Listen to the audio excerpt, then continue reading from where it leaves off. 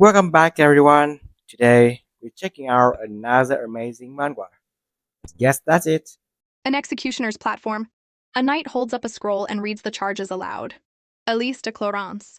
After you were crowned queen, you grew jealous of the talents of your own people and harbored wicked ambitions. For the heinous crimes you have committed, you are hereby sentenced. To be burned alive? Elise thought, lifting her head. I must take responsibility for the sins I've committed. Before her, her husband Lyndon gave the cold command, light the pyre. I was once the emperor's most prestigious and honored woman. My family's social standing and my own beauty were what I valued most, but they were the very things that ruined my life. In the end, I was the one who destroyed my own family. I was reborn as a surgeon, but I retained all the memories of my past life. It was a blessing. I could atone for my past by saving as many people as possible. The doors to the operating room swung open. She strode in, asking, "What's the patient's status?" The doctors in the room let out a collective sigh of relief. Thank God she's here. But fate can be so cruel. After the plane she was on exploded, Elise found herself back in the past, asking in a daze, "What the hell is happening?" She looked up into a mirror, then rushed out of the room and toward the dining hall. The door opened, and a voice from inside called out cheerfully. She quickly covered her mouth. "I've returned to my past life. I'm 16 again." In the royal garden, Elise spoke. "Your Majesty, I have a request. Please, nullify the engagement between the prince and myself." King Minchester cried out in shock. Elise thought, this ill-fated bond between the prince and me. The more she thought, the tighter she clenched her fists. And my own ambition for power, I have to get rid of them immediately. With that thought, she spoke again. "Forgive me, but I cannot bear the weight of becoming the empress. I wish to become a doctor. I hope to heal people's physical and mental pain. I swear I will do my very best to bring peace and prosperity to the empire." In the emergency room, a doctor named Graham frowned, asking in astonishment, "Can we really save him by removing his spleen and suturing the blood vessels?" "We can try, but who would perform such a surgery?" Elise bowed her head, a determined look on her face. "All right, time to make a sacrifice." Having made her decision, she raised her hand and said, "I'll do it." Graham and Lyndon stared at her in shock. She thought to herself, helping the sick and injured is a doctor's duty. The year 2018 on a plane. The captain's urgent voice came over the intercom. "Mayday, mayday! Attention passengers, the aircraft is experiencing severe turbulence. We are attempting to fix a mechanical failure. The main engine has shut down. Please prepare for an emergency landing." At that moment, Elise, in her new body, thought frantically, "What do I do? I'm going to die for sure this time. No, I can't die like this. I worked so hard to atone for my past life, so why is this happening to me?" My name is Song Ji-hyun, and I'm a general surgeon. I'm also the youngest professor at S University's College of Medicine. A surgical genius. The queen of surgery, the god of medicine, a once-in-a-generation talent. People have given me countless such titles. In the operating room, doctors shouted in a panic, "The spleen is hemorrhaging! BP is dropping fast! Did you start the transfusion? Get it going now! He's losing too much blood!" Just then, Elise, as Ji-hyun pushed open the door and walked in, asking calmly, "What's the patient's condition?" Seeing her, the doctors immediately breathed a sigh of relief. Professor Elise adjusted her gloves and asked sternly, "Is he prepped for surgery? What's his blood pressure?" A doctor replied, "It's very low." Elise nodded, then asked curiously, "Dr. Jin, why do you look so worried?" Jin was taken aback. "Oh, Professor, well, the patient's condition is a bit—" Elise cut him off. "Doctor, what's our next step?" Jin stammered. First, an abdominal incision.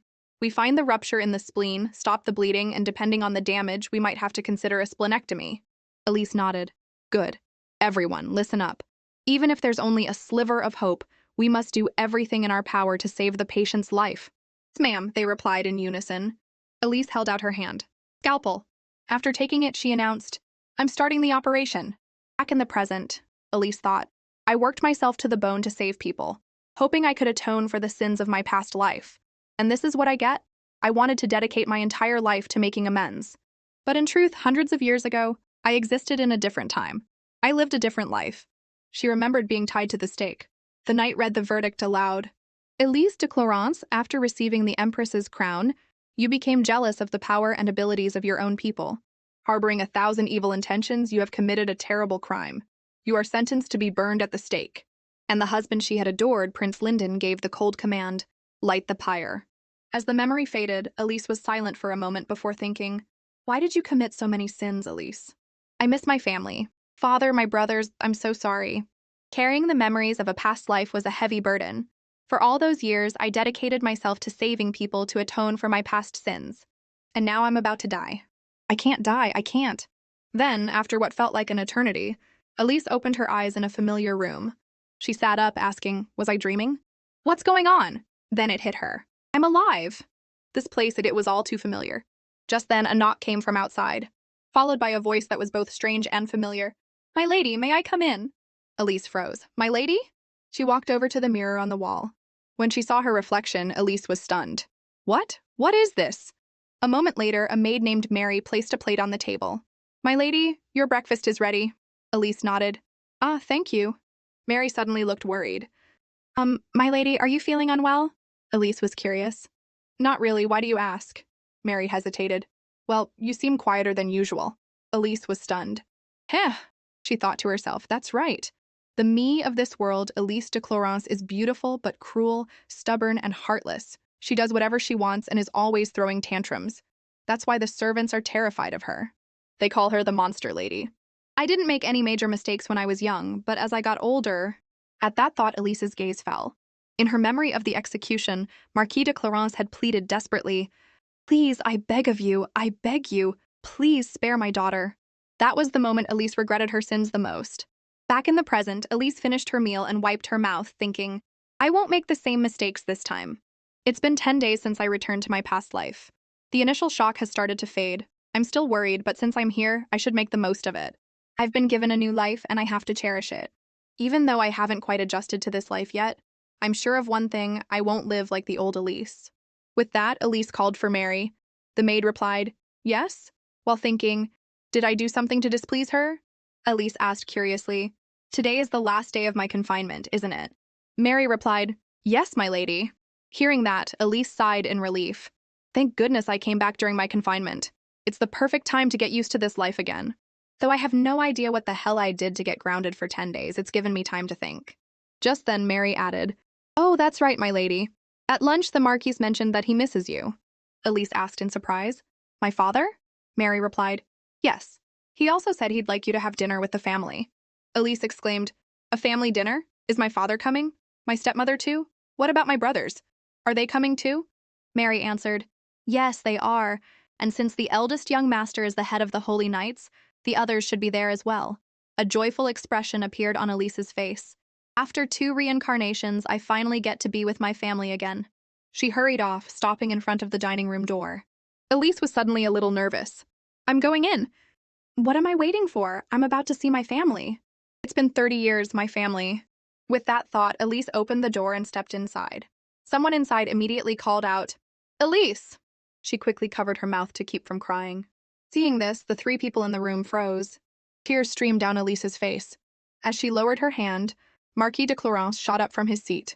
Elise, what's wrong, my dear? Her brother Chris also jumped up. Elise, what is it? Was being confined too hard on you? Honestly, whatever she did, isn't 10 days a bit much? Don't cry. Crying too much will ruin your pretty face. A brief introduction. This friendly young man is Chris, the second son of the Clorence family. Being pulled into his embrace, Elise blushed slightly. She clenched her fist and thought, Brother Chris, I'm so sorry. This time I promise I won't let any of you down. Chris continued, Stop being such a baby. You're a grown woman now and you're about to be engaged. Lady Clorence turned to her husband. Darling, I told you the punishment was too harsh. Marquis de Clorence scratched his head. Yes, I'm sorry, I went too far. It's all my fault, so please don't cry anymore. Elise thought to herself, They're alive. Everyone's alive. This isn't a dream. Then she smiled brightly and said, I'm okay. Father, mother, and brother Chris, I love you all. All 3 of them froze, their faces a mask of confusion, before asking in unison, Elise, is something wrong? Are you not feeling well? Elise shook her head slightly, bowed, and said, And I'm truly sorry. Seeing this, the Marquis said, Elise, please forgive your father. Elise shook her head again. No, it was all my fault. She bowed her head and sighed. I caused so much trouble for father. I threw away some valuable things, and I even took my anger out on the servants. Thank God I haven't made any unforgivable mistakes yet. There's still time to fix things before I do something worse. The Marquis grew thoughtful. Why do I feel like this child has changed? It's so strange. The next day, Elise said, Mary, let me finish that. The maid immediately grew anxious. My lady, what if you get hurt? Elise smiled and shook her head. It's fine, it'll be faster this way. You're busy, you should go do something more important. Question marks popped up over Mary's head as she thought, are you really the young lady of this house? But if not, who else could possess such heavenly beauty? Just then, Elise added, oh, and thank you for the cake. It was delicious. Mary trembled in shock, thinking, my gosh. After the family dinner last night, she went and apologized to all the servants she had bullied. Today, she's been smiling, asking how we are, and being so well behaved. Everyone thinks she must have hit her head. But yesterday, when she found out Han's mother was sick, she sent money for her hospital bills. When she heard Mally was pregnant, she sent a gift. She even brought medicine to a sick maid herself. Has an angel possessed her body? With that thought, Mary clasped her hands and prayed silently. If so, dear angel, please don't ever leave. I hope my lady stays this warm forever. In the study, Elise's pen scratched across a piece of paper. After a while, she looked up. Seeing the clock had passed 5, she thought, wow, time flies. Elise stood up and after a stroll down the hallway, she entered a room and called out with a smile, Father, I'm sorry to disturb you. Marquis de Clorence looked up. You're here? Elise nodded. Yes. You've been working so hard today, so I made some tea for you to relax. With that, she set a teacup down on his desk. A light flickered in the Marquise's eyes. Elise saw it and asked, what's wrong? He stammered, nothing. I just never thought I'd have the chance to drink tea made by my own daughter. Elise paused, her mind drifting back to her life on Earth. I think Song Ji-hyun was an orphan since the 3rd grade. My mom said I'm not allowed to play with orphans. Hearing those words, Elise had felt so hurt. Later, the whispers changed to, even though she's an orphan, she's still so brilliant. She's really amazing. Elise thought to herself, back then, I wanted to take care of my parents, but I couldn't. From now on, I'll take care of you. Then she asked, is the tea to your liking, Father? The Marquis took a sip, and a bright smile spread across his face. Ah, it's delicious. It's not from the palace, but the flavor is just as good. How did you do it? Elise was taken aback and stammered, The Marquis smiled. Yes? Elise thought awkwardly. To get the prince's attention, I spent a lot of time in my past life learning the art of tea. Thinking this, she gave a strained smile and replied, I just learned a few days ago, for fun. Father, I should go now. Please take care. The Marquis paused. Oh, leaving so soon? Elise waved. I'll be in your way if I stay any longer. Please get back to your work. I'll see you at dinner. The Marquis silently watched the door close, then lifted his cup for another sip, thinking, why has Elise suddenly changed so much? It's quite worrying. Then he said, this cup of tea is more valuable than any gold or jewel. Back in the study, the pile of documents in front of Elise grew larger. An open book lay before her. Elise dipped her pen in ink and jotted down some notes. In this life, I still have 10 years before my execution, she thought. I need to remember all the events that took place. Only then can I be prepared for any situation. During the second expedition, my second brother will die in battle. Stepmother will die from a terrible illness, a rebellion incited by the Shistan family. My family, the House of Clorence, will be completely wiped out, and father will be executed. The first expedition claimed the lives of all the soldiers due to an unknown infectious disease. The current emperor contracted that disease and passed away. Duchess Herben died from Parkinson's disease. After the war, 3 southern cities were quarantined due to a smallpox outbreak, an infectious disease originating from the eastern lands. The death toll was 70,000. I guess many of these major events are related to diseases because modern medicine doesn't exist in this world yet. There's no concept of public health or any other advanced medical system. The Second Great Plague in London, the capital of England, claimed 100,000 lives. Maybe I can use my medical knowledge to minimize the casualties. Although I don't know much about public health or medical history since I was a surgeon, I'm sure I can still help. I'll find the right time to discuss this with father. When I bring it up, I can continue to pursue being a doctor. Wait a minute. I feel like I'm forgetting something. The pen fell from her hand as a shocking thought struck her. Prince Lyndon and Elise officially announced their engagement at a birthday party in the year 283 of the imperial calendar. That night at dinner, Elise chewed her food while thinking, his birthday is in July, so that's 2 months away. That's when everything went wrong. Seeing her lost in thought, Lady Clorence asked with a hint of worry, Elise, are you not hungry? Elise quickly replied, oh no, that's not it, mother. Lady Clorence covered her mouth with a smile. You've been calling me mother more often lately. I was so happy the first time I heard it. She then thought, still, I wonder what's making Elise so down today. She hasn't even touched the strawberry cake, and it's her favorite. After a moment of thought, Lady Clorence asked directly, Elise, what are you worried about? She quickly shook her head. It's nothing. Inside, she wondered, was it that obvious? The Marquise also grew curious. What's going on? Chris chimed in. Yeah, Elise, just say what's on your mind.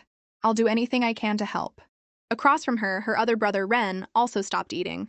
Under the gaze of all four, Elise finally stammered, well, it's about the prince's birthday party. The Marquise looked blank. Oh, don't worry about that. I just spoke with His Majesty, and everything will go as you wish.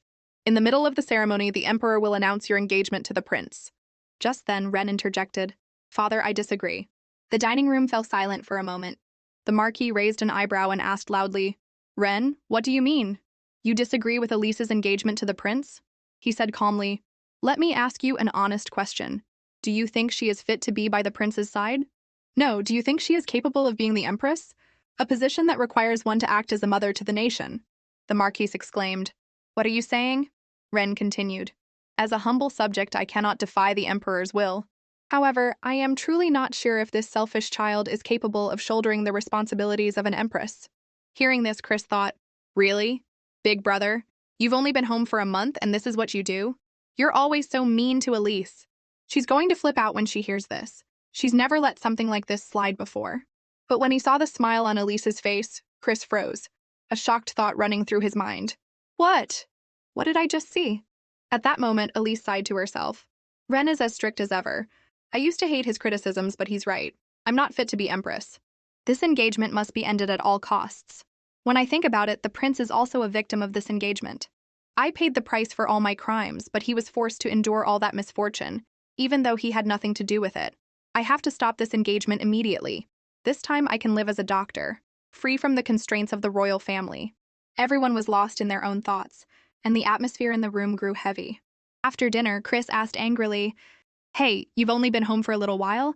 Was it really necessary to criticize her like that? Ren replied, I was just stating my opinion. Chris frowned. You have no idea how kind Elise has been lately. Ren stopped in his tracks as if he'd heard something unbelievable. Kind? Our Elise? Chris shouted. You don't know everything about Elise. Lately, she's… Ren cut him off. I've been watching her for 15 years. How could she suddenly become kind? It's as likely as the sun rising in the west. Chris raised his voice in frustration. Ren held up a hand to stop him. I don't want to waste any more of my time. I need to get back to the knight's order. Chris thought silently. I don't know if he believes me, but if he saw Elise with his own eyes, he's always been the suspicious type. Then he changed the subject. Are you that busy these days? When will you be back? Ren shook his head. I don't know. Probably not for a while. Chris asked again. The Rifle Knights were excluded from this expedition, right? Ren nodded. From now on, the 2nd Division will handle the expeditions. But if the Republic joins the war, the Royal Rifle Knights will be dispatched. Chris said, That's your chance to go, isn't it? Ren replied, Of course. The Republic of Francois will not give up the route to the Black Sea so easily. Chris, you have to do a good job. Chris asked, confused. A good job at what? Ren answered, Everything. Take care of everyone and don't disgrace Father's name. Chris said, You don't have to tell me that. You're the one who needs to be careful. Bullets don't have eyes. Ren smiled, then turned and said, All right, see you later. In Elise's room, she lay on her bed mumbling, What should I do? The engagement is only 2 months away. She thought to herself, This engagement is happening because I fell for the prince a year ago. I brought this all on myself, so how can I say I don't want it now? Besides, it's an engagement to the prince. Once it's announced, even the royal family can't take it back without losing face. Just then, Mary knocked on the door. My lady, I've brought you some tea. Elise smiled. Oh, thank you. You can set it here. Mary suddenly looked nervous. My lady? Elise asked, puzzled. What is it? Mary gathered her courage and said, I don't know what you're worried about, but please don't worry. Everything will be all right. You've seemed so down since yesterday. I'm sorry for overstepping. Elise stood up and walked over to the worried Mary. She said, My dear Mary, you're so grown up now. Thank you, that really encouraged me. Mary quickly said, Then, I'll be going now. Good night, my lady. Elise nodded. You too. After the door closed, Elise sipped her tea and thought, That's right. I won't solve anything by just sitting here and worrying. She made up her mind. There's only one way through this. I'll face it head on. I'll tell the Emperor my thoughts directly. There's no other way. The next day, Mary asked, My lady, which dress should I order for you from the designer Evian? Elise thought to herself, The day I have an audience with the Emperor has finally come. She smiled and said, "There's no need. I can wear a dress I already have." Mary hesitated. "But you always order new dresses from famous designers." Elise sighed. "Ha ha ha, I used to, didn't I?" She thought, "If I sold all the dresses I've only worn once, I'd probably have a fortune. It's really too much. But looking beautiful isn't the most important thing right now." With that, she said, "Let's go to the dressing room." The two of them soon arrived in front of a room. Mary pushed the door open and asked, "Which dress would you like to wear? My lady, how about this one?" Looking at the extravagant dress in her hands, Elise broke into a cold sweat. "Is there anything a little more modest?" Mary took out a purple dress. "How about this one?" Elise shook her head. "Too flashy." Mary searched for a moment and pulled out another dress. "Then what about this one?" Elise frowned. "It's a bit—" An hour later, Mary collapsed onto a pile of dresses. Elise smiled apologetically. "Sorry, Mary," she thought. "This is a disaster. I have nothing to wear. I've given up all the flashy things to focus on surgery. I feel most comfortable in a lab coat, but I can't meet the Emperor in a doctor's uniform. Is there nothing else to wear? But I can't look too plain either. It has to be simple yet elegant." As she thought, Elise looked through the hanging dresses, and her gaze suddenly stopped on a white one. "Mary," Elise said, "I've decided. I'll wear this one." Following her gaze, Mary asked in surprise, "Is that all right? Are you sure you're happy with it?" Elise nodded. "Yes, I like it." Mary still didn't seem convinced. "But you're so beautiful. A colorful dress would suit you better." Elise didn't answer, instead asking, "By the way, what about the item I asked the butler for?" Mary quickly replied, "Oh, it should be here soon." Elise said, "Thank you, but please double-check with the butler just in case." Mary nodded. "Of course." With that, Elise paused and looked out the window. 3 days. I have to do this. 3 days later, in the dressing room, Elise asked, "Can you do my makeup like this?" Mary asked in surprise again, "You're wearing less makeup than usual? Are you sure?" Elise nodded. "Yes, I think this looks better. I'll use this hairpiece and necklace. Could you get me those earrings too?" Mary smiled brightly. "Of course." After a moment, Elise looked in the mirror and thought, "All right, not bad." Mary, however, was amazed. "Wow, you look beautiful, my lady." Elise asked. "Really?" She nodded. "Yes, it's a bit more subdued than usual, but you're still so beautiful and elegant. I think this style suits you." Elise smiled softly. "Thank you." Just then, the Marquis walked in. "Elise, are you ready?" He stopped short. Elise turned around and smiled. "Yes, what is it, father?" Seeing the shocked look on his face, she couldn't help but wonder, "Do I look strange?" The Marquis shook his head. "No, the carriage is ready. Let's go." Elise smiled. "Yes, father." The carriage set off. Not long after, it stopped in front of the palace gates. Elise looked up at the familiar architecture. "It's been a long time since I've been back here. As Empress for 6 years, I once thought this palace was my entire world. I hope everything goes well with the Emperor." As she was thinking, the Marquis called out, "Elise, are you all right?" Elise quickly turned her head. "It's nothing, father." The Marquis said, "If you're not feeling well, don't hesitate to tell me." Elise smiled. "Father, what would you do if I made a mistake? Something terrible." The Marquis started to tremble. He asked, "If you're hiding something, tell me now. If you're honest, I'll forgive you." Elise quickly said, "I was just asking. I haven't done anything." The Marquis immediately sighed in relief. Seeing this, Elise thought, "Even if the Emperor gets angry, I have to face it. I have to break the bond between myself and the prince." The cold air of the operating room, the rise and fall of vital signs, the red of blood, and above all, the satisfaction of saving someone's life. "If I do this right, I can still become a doctor here." The Marquis said, "Let's go, Elise." She thought awkwardly, "I'm sorry, father. Soon, I'm going to cause a lot of trouble." While thinking this, she smiled and replied, "Yes." Seeing the two of them enter, a servant announced, "His Majesty is currently waiting in the rose garden." They quickly made their way there. The doors to the rose garden opened, and the figure of King Minchester appeared. Seeing him sitting healthy at the tea table, Elise quickly approached and curtsied, saying, "Thank you for the invitation, Your Majesty." Minchester exclaimed, "Oh, welcome, Marquis de Clorance and Lady Elise." "How have you been?" Elise replied, "We are well, Your Majesty." Minchester waved a hand. "Don't just stand there, come and sit, and you, bring more tea." After giving the order, he said, "I called for you because I missed you, my lady. It's been half a year since I last saw you, hasn't it?" Elise smiled. "Yes, it has. Thank you, Your Majesty." Minchester shook his head. "No problems have arisen, I hope? Is everything all right?" She replied, "Yes, everything is well, thanks to your kindness." Minchester nodded with a satisfied smile. That's good to hear. Come now, have a seat. Elise smiled, thinking, he's still the same. When I had no one to rely on in this palace, his kind words always encouraged me so much. Before he passed away, he had said, You must become a good empress. I'm leaving it to you. With his last words, he passed away amidst the mournful cries of those around him. Your Majesty. Remembering that, Elise sighed to herself. But in the end, I couldn't fulfill your last wish. And yet here I am today, about to make a disrespectful request. I wonder if he's feeling all right. He died of a chronic illness, so perhaps it has already started to flare up.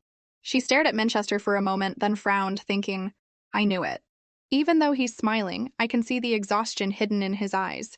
He's trying to hide it, but he doesn't look well. What was that illness? The royal physician said he suffered from poor blood circulation, but there was no clear diagnosis. When he fell into a coma, I could smell the ketones on his body. His breathing was rapid and heavy, a sign of ketoacidosis-induced coma, so the illness caused fatigue and also triggered these symptoms. It must be something I already know. What is it?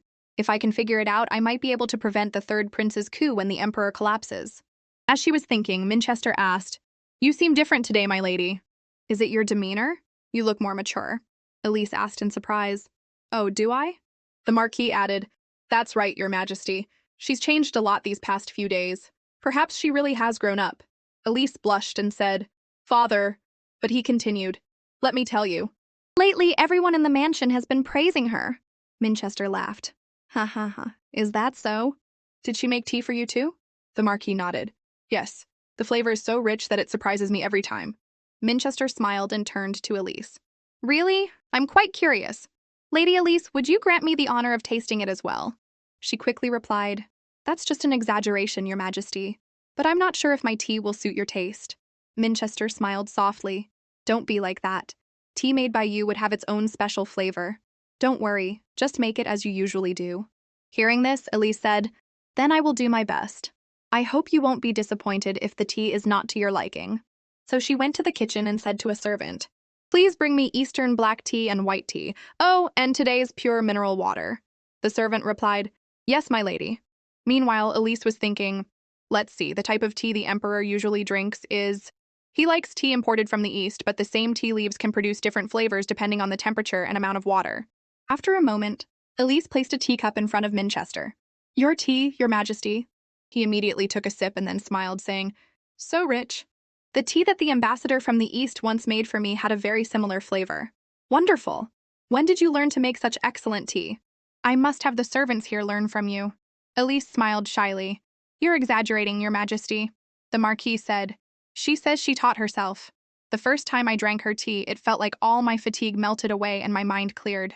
Manchester smiled. Just hearing you say that makes me feel refreshed. I'm envious that you get to drink this tea every day, Marquis de Clarence. Elise quickly interjected, Oh, I'm not that good. Manchester shook his head. No, you're as good as your father says. And Lady Elise, would you visit me often and make tea for me?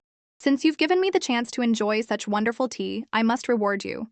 Is there anything you desire? Don't hesitate to ask. We're about to become family, so there's nothing I can't give you. Elise froze. She thought to herself, I have to say it before it's too late. Then she said, Your Majesty, there is something I wish to speak to you about. Just then a voice suddenly rang out. Forgive me for being late, Father. Elise was stunned. No, that voice is... Seeing Prince Lyndon walk in, Manchester smiled and said, Ah, yes, welcome. Prince Lyndon. The garden fell silent for a moment. Elise quickly curtsied and said, I, Elise J. de Clarence, am honored to meet you, your highness. Lyndon looked at her silently, then coldly turned away. Seeing this, Elise thought, I used to be so infatuated with that gaze. Those cold eyes, that handsome face, and that aloof demeanor. But my love was not returned. A long time ago, when she was empress, Elise had brought him tea. Your highness, would you like a cup of tea? I've brought you some. Lyndon had replied with a cold expression. When did I say I wanted tea? Elise, you're disturbing my reading. Please leave and don't waste my time with your idle presence. I only married you because of my father's wishes. Hearing those words, Elise's face had immediately turned red. After leaving the room, she had smashed the teacup, thinking furiously, Why? Why are you so cold to me? I will make you look at me. I'll do it no matter what it takes. Remembering that childish thought, Elise couldn't help but sigh. We should never have been together from the start. It was all my fault. I was truly a fool. She looked at Lyndon and thought to herself, Now, this heart no longer flutters as it used to. It's been 30 years after all. After a moment of silence, Minchester said, "You're late." Lyndon replied, "The meeting with the Financial Council about the budget for the expedition to Cream went on longer than expected." Minchester nodded reluctantly. "Yes, this is an important matter that cannot be ignored. The people of the Cream Peninsula are slaughtering our subjects. If war is inevitable, we must at least win." Marquis de Clarence, what is the situation with the Republic? Minchester nodded. "I plan to send the 2nd Romanov Legion. Will that be enough?" Lyndon answered, "The 2nd Romanov Legion has over 50,000 soldiers, so they will be sufficient if the Republic withdraws. Sending more troops will only add pressure to our finances." Elise listened and thought, so the war will break out as planned. I was too young to pay attention before, but this expedition will be a complete failure, and it's the war that claimed Chris's life. Minchester noticed her sigh and sad expression. He immediately smiled and said, "Oh, we're discussing a rather boring topic for Lady Elise." Elise quickly waved her hand. "Oh, please don't mind me." Minchester asked, "My dear, do you have any opinions on the expedition?" Elise quickly shook her head. "How could I—" Before she could finish, Minchester said, "I just want to hear your thoughts. That's all. Don't feel pressured, just speak your mind if you have an opinion."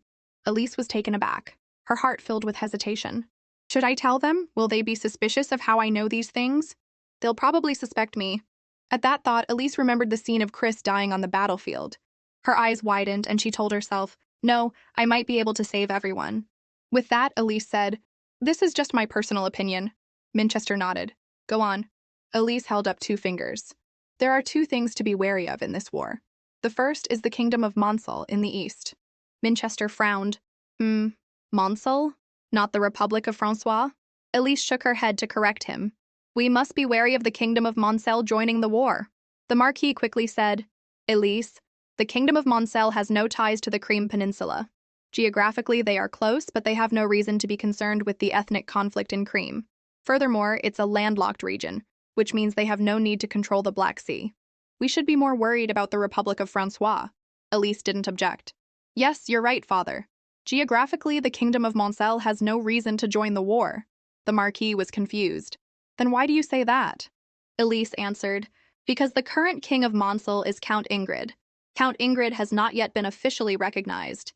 He needs the Republic's support to legitimize his claim to the throne." The 3 men at the tea table froze. Elise added, "The kingdom of Monsel was once a colony of the Francois Empire, the predecessor of the Republic of Francois. Since the Republic of Francois cannot turn the tide of the war, they will ask the Count to ambush our troops in exchange for legal recognition." As she finished speaking, the atmosphere at the table was so quiet you could hear a pin drop. After a moment, Minchester chuckled softly. "Ha! The kingdom of Monsel. I hadn't anticipated that, but it's certainly possible." Elise nodded. "Yes, the Republic will not sit idly by. And the kingdom of Monsel is also close to the Cream Peninsula. This is entirely plausible." Lyndon calmly took a sip of tea, then said, "The kingdom of Monsel can send at most 20,000 troops to the peninsula. Do you think that's enough to defeat the soldiers of our empire?" Elise turned to look at him, silent for a moment before continuing, "Yes, our army cannot lose. The British Empire has the strongest military force in the West. No, in the entire world. Except for the Republic and the Duchy of Axion, no military force can face our army head-on." Lyndon frowned. "If you know that, then why?" Elise answered, "But that's only true if we fight in open combat. What if we're not in that situation? The Donov River and the Ukra Mountains. If the kingdom of Monsel decides to join the war, they will march. But not towards the peninsula, but towards the Ukra Mountains. By following the Donov River, they can fight an indirect battle. The Ukra Mountains are the only entrance to the Krim Peninsula from the Romanov continent in the west. If they capture the Ukra Mountains, our army on the peninsula will be isolated without any reinforcements." After hearing Elise speak, Minchester also realized the seriousness of the situation. If this happens, there will be only one outcome: the complete annihilation of the expeditionary force. Yes, this is entirely possible. If this happens, it will be the end of the expeditionary force. Why haven't we thought of this until now? He turned to a servant. "Inform the Prime Minister that there will be a military meeting on this matter tomorrow." The servant bowed and replied, "Yes, Your Majesty." Minchester continued, "We're not sure if the kingdom of Monsel will join the war, but we must be prepared. Lyndon, you will speak with the intelligence agency about surveillance." He replied, "Yes, father." After giving his orders, Minchester grew thoughtful. But how did Elise think of this? She not only stated the political stance of the empire, but also the relationship between the countries and the peninsula. Furthermore, she could calculate the entire situation. It's no exaggeration to say she's a strategic genius. Was I wrong about her? It's truly amazing. Then he called out, Marquis de Clarence. He quickly replied, Yes, Your Majesty? Minchester grinned and asked cheerfully, How did you raise such a brilliant daughter? The Marquis scratched his head and chuckled awkwardly. Ha ha. Minchester said, Lady Elise, you mentioned two things to be wary of earlier. What was the second? She replied, Disease. Minchester paused. Disease? Elise held up a finger. The environment and temperature on the peninsula are different from here. When the war breaks out, the weather will be very hot and humid. We also need to be mindful of infectious diseases. She thought to herself. In the end, the expeditionary force died from the same disease. I don't know what it was, but being prepared will greatly reduce the number of victims. Minchester nodded. That's right. Our army is not accustomed to the environment on the peninsula. It's entirely possible for an epidemic to occur. So, do you have a solution? Elise answered, First, our army must have adequate medical equipment. Second, the most important thing to prevent an epidemic is to maintain good hygiene. Minchester was surprised. Hygiene? Elise nodded. Yes, there have been thousands of discussions about unsanitary environments being the cause of epidemics. If we take preventive measures, we can prevent an outbreak. She thought, the importance of good hygiene hasn't been emphasized at this time. After hearing this, Minchester smiled and said, I understand. Wonderful. Where did you learn these things? Elise replied, I've been reading books on medicine lately, but my knowledge is still very superficial. Minchester shook his head. It doesn't seem that way at all. Elise grew a little anxious, thinking, Did I say too much? But if I can save them and Chris too? Minchester smiled again. We will discuss your proposal and soon come up with appropriate measures. If your proposal truly helps this expedition, I will award you the Brisha Medal of Honor. Elise thought in surprise. The Brisha Medal of Honor is called the Proof of Loyalty. This medal brings supreme power and the recognition of the Empire. The recipient will be granted the title of an honorary knight. For the nobility of the Empire, this is the greatest honor. She quickly waved her hand and shook her head. This is just a foolish suggestion. Please withdraw your offer, it's too much for me. Minchester smiled. If you call this a foolish suggestion, wouldn't those who follow it all be fools? It's not too much. If we can prevent a disaster thanks to you, then that medal is not even enough. Elise stammered, Your Majesty. She froze, then quickly said, Oh, I forgot I brought a gift for you. Minchester asked in surprise, For me? What is it? Elise presented a candle, a rare fragrance from a distant land. The nobility all use this candle. I heard that its rich and refreshing scent is very good for lifting one's spirits, so I brought it for you. Minchester took it and sniffed it, then smiled, saying, Actually, I've been feeling quite exhausted and tired lately, but the scent of this candle is truly refreshing. How did you know to bring this for me? Elise was stunned. Exhausted and tired. She glanced at the wrinkles on his face and was suddenly startled. Could it be here? Elise asked.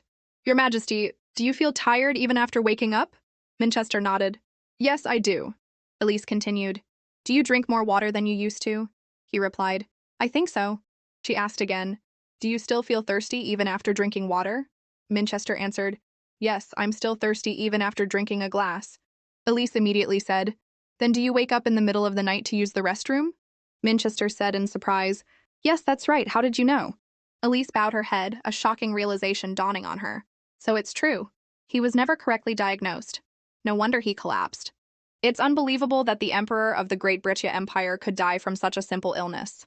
This disease isn't complicated at all. It's quite common and easy to treat. Diabetes. Minchester has diabetes. His blood sugar level will continue to rise if not treated in time, and he will go into ketoacidosis when it reaches 1000. If he's at that stage, the current medical technology of Brittia won't be enough to diagnose or cure him. After thinking for a moment, she said, I recently read about a disease with symptoms similar to yours. Minchester was stunned. You read about it? Elise replied, Yes, Your Majesty. I don't remember the exact name, but it said that the symptoms appear when there is too much sugar in the blood. Sugar is a necessary substance in the body, but if there is too much, signs like yours will appear. Minchester grew thoughtful. I will speak with Baron Sven about this. Elise nodded. Yes, Your Majesty. She thought, Lord Sven is an excellent doctor. He might be able to figure it out with that information. Great, the issue with His Majesty's illness is resolved. All that's left is my engagement to the prince. With that, she spoke again. Actually, Your Majesty, there is something I wish to ask of you. Lyndon immediately turned to look at her, his face filled with annoyance. Minchester said, "Is something wrong?" "What is it? Go on." Elise hesitated for a long time. She closed her eyes as if making a decision, then said, "Please forgive me, but I ask that you reconsider my marriage to Prince Lyndon." The three men at the table stared at her in shock. The Marquise asked, "What do you mean, Elise?" Minchester was also surprised. "I don't understand. Reconsider the marriage?" A fine layer of sweat appeared on Elise's face. She silently swallowed and continued, "As I said, please call off the marriage." The Marquise exclaimed in a panic, You, Elise, why so suddenly? What nonsense are you spouting? Marriage is not a joke." Minchester held up a hand to cut him off. "Let me ask first. Elise de Clarence, do you know what you're asking for?" Elise clenched the hem of her dress, knelt, and said loudly, "I understand. Please forgive me, Your Majesty. I will accept any punishment you see fit for tarnishing the royal family's name." Minchester sighed and asked, "For what reason? Weren't you the one who begged for this marriage? Why the sudden change of heart?" Elise bowed her head and replied, "I am not fit to be empress. I've thought about it a lot. I'm just a foolish woman who dreamed of becoming empress, the mother of the nation. I've thought about it countless times and have come to the conclusion that I do not have the right to be empress. Of course, it is an honor for me. It could bring me fame and happiness. But the prince's partner will be the noblest lady of the empire. If someone as unfit as myself were to become empress, it would be a disgrace and would tarnish the name and pride of the entire empire. If I marry the prince and later become empress, I fear I will not be able to bear the responsibility and will cause the downfall of the empire." She thought to herself, "Becoming a surgeon is the right thing for someone like me." Then she lowered her head again and said sincerely, "This girl has overstepped her bounds. Please punish me for my foolishness. I was greedy for a position I had no right to hold. I have insulted the throne and your generosity. I am willing to accept any punishment." After she finished speaking, the garden fell silent again. Elise thought nervously, "That's it, it's done. He's going to be angry, but I'm done." After a long moment, Minchester spoke. "Lady Elise, raise your head." Elise obeyed, slowly lifting her head. When she saw his expression, she froze. On Minchester's face was not anger, but a satisfied smile. He said, "What you said is not entirely wrong. I was once worried about whether you could handle the responsibility of being my son's partner." Elise replied, "Of course I'm not suitable." Minchester shook his head. "But I don't think I need to worry about that after today." Elise asked, bewildered. "What?" He added, "You surprised me quite a bit today. You decided to give up your dream of becoming the prince's partner and admitted your own mistakes. That wasn't easy. I'm very proud of you. I really am." Elise was stunned and said in a trembling voice, "No, I still don't have the right to be the prince's bride. I'm selfish and stubborn." The smile on Minchester's face faded. "That's enough. How old are you, Elise?" She replied, 16, Your Majesty." Minchester held out a hand. 16? You are in the prime of your youth, as beautiful as these flowers. I understand your fear. You must be under a lot of pressure with the thought of becoming a member of the royal family. But is there anyone in this world who doesn't make mistakes? What's important is how one decides to move forward. And through your actions today, I believe you will become a tolerant and extraordinary empress in the future, as long as you remember to be humble." Elise thought anxiously, "This isn't what I wanted. What should I do now? I have to call off the engagement today. Should I say I hate the prince? No, honesty is the best policy." So she said, "Your Majesty, there is another reason I'm making this request." Minchester asked in surprise, "Oh, what is it?" Elise said, "I want to become a doctor." The Marquise exclaimed, "Elise, you want to be a doctor? That's ridiculous." She said sincerely, "Father, I really want to be a doctor." The Marquise held his forehead and thought, "I thought she was going to behave, but what is this?" Minchester smiled and said, "Really, Elise? You want to be a doctor? Even if I'm fond of you, I won't let it slide if you're lying." Elise replied firmly, "Yes, that's right." She thought, "I really want to live as a doctor. The metal scalpel, the pulse of a heartbeat, and the joy of saving someone's life." Seeing this seriousness on her face, Minchester was surprised. "It will be difficult, more difficult than you think." Elise answered seriously, "Yes, I understand, but I believe it's worth it." Minchester grew thoughtful. "It really is difficult." He said, I see. I never imagined you thought this way. Do you want to make a bet with me?" Elise asked in surprise. "A bet?" Minchester nodded. "But you'll probably be at a disadvantage." Elise couldn't help but wonder, What? What does he want to bet on?" As she was thinking, Minchester turned to the side and asked, "Marquis de Clarence, did you know about your daughter's wish?" He shook his head. I had no idea. Minchester continued. A doctor? A prestigious profession. But Lady Elise, do you know what a doctor has to do? It will be harder than you think. Elise answered, Yes, I do. She thought, Actually, no one in this empire can understand the hardships of a doctor better than I can. Then she said, But I believe this is a path worth taking. Minchester sighed again. So, you weren't joking. Is this why you've been reading medical books lately? You are the precious daughter of Marquis de Clarence. Do you really think you can become a doctor? Elise replied, Forgive me, but as far as I know, there is no law in the Empire that forbids women from becoming doctors. And in fact, Viscount Luan's daughter has already done so. Minchester nodded. Yes, that's right. Then let me ask you this. Do you, Lady Elise, really think you can become a doctor? To be recognized as a doctor, you must pass the medical board's exam. Even if you are an influential noble, there will be no favoritism in the exam. Elise listened and thought silently. A doctor is one of the most honorable positions in the Empire, alongside lawyers and administrators. Just like on Earth, doctors are highly respected, and the exams to become one are very rigorous. But that's not the only reason. About 100 years ago, the theory of advanced medical practice became widespread. By now, the entire empire recognizes the importance of public health. Many nobles dream of becoming doctors, and you don't have to be bourgeois or extremely wealthy to become one. Maybe he's asking if I'm capable of competing with others to become a doctor. After thinking, Elise replied, Yes, I can. I wish to become someone who can save people's lives. Minchester grew thoughtful. Saving people's lives. You must understand that if I ask you to marry the prince, you will have to obey, regardless of your wishes. Elise replied, Yes, I understand, Your Majesty. Minchester continued, But I don't want to force you. Lady Elise, I see you as my own niece, and I truly value you. I hope you can become a part of my family. Well, how about this? I will give you time to prove yourself worthy of becoming a doctor. Seeing Elise's stunned expression, he smiled and said, If you achieve something more valuable than becoming the future empress, I will let you do as you wish without any objections. This is my request and our bet. However, if you fail, you must do as I wish. What do you think? Elise asked, How much time do I have? Minchester replied, Until your coming-of-age ceremony. I can't wait any longer. Elise thought to herself, I have to prove my worth as a doctor within 6 months. He wants to scare me into giving up and marrying the prince.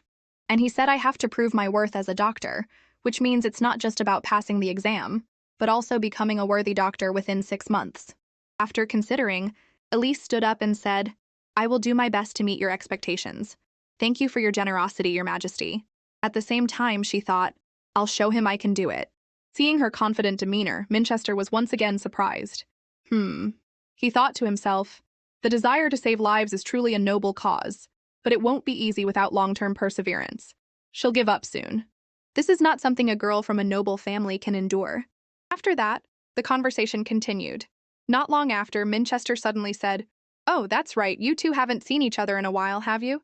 It seems us two old men have been playing gooseberry. Elise waved her hand and said, Oh, it's all right, Your Majesty. Everything is fine. Before she could finish, Minchester said, Prince Lyndon, why don't you take Lady Elise for a walk around the garden? I have some matters to discuss privately with the Marquis de Clarence. He immediately replied, I understand. My lady, this way. Looking at his outstretched hand, Elise hesitated for a moment before taking it, saying, Yes, Your Highness. The two of them left the rose garden and walked down the hallway. Elise thought to herself, This is awkward. It's been a few years, hasn't it? But we didn't end on good terms.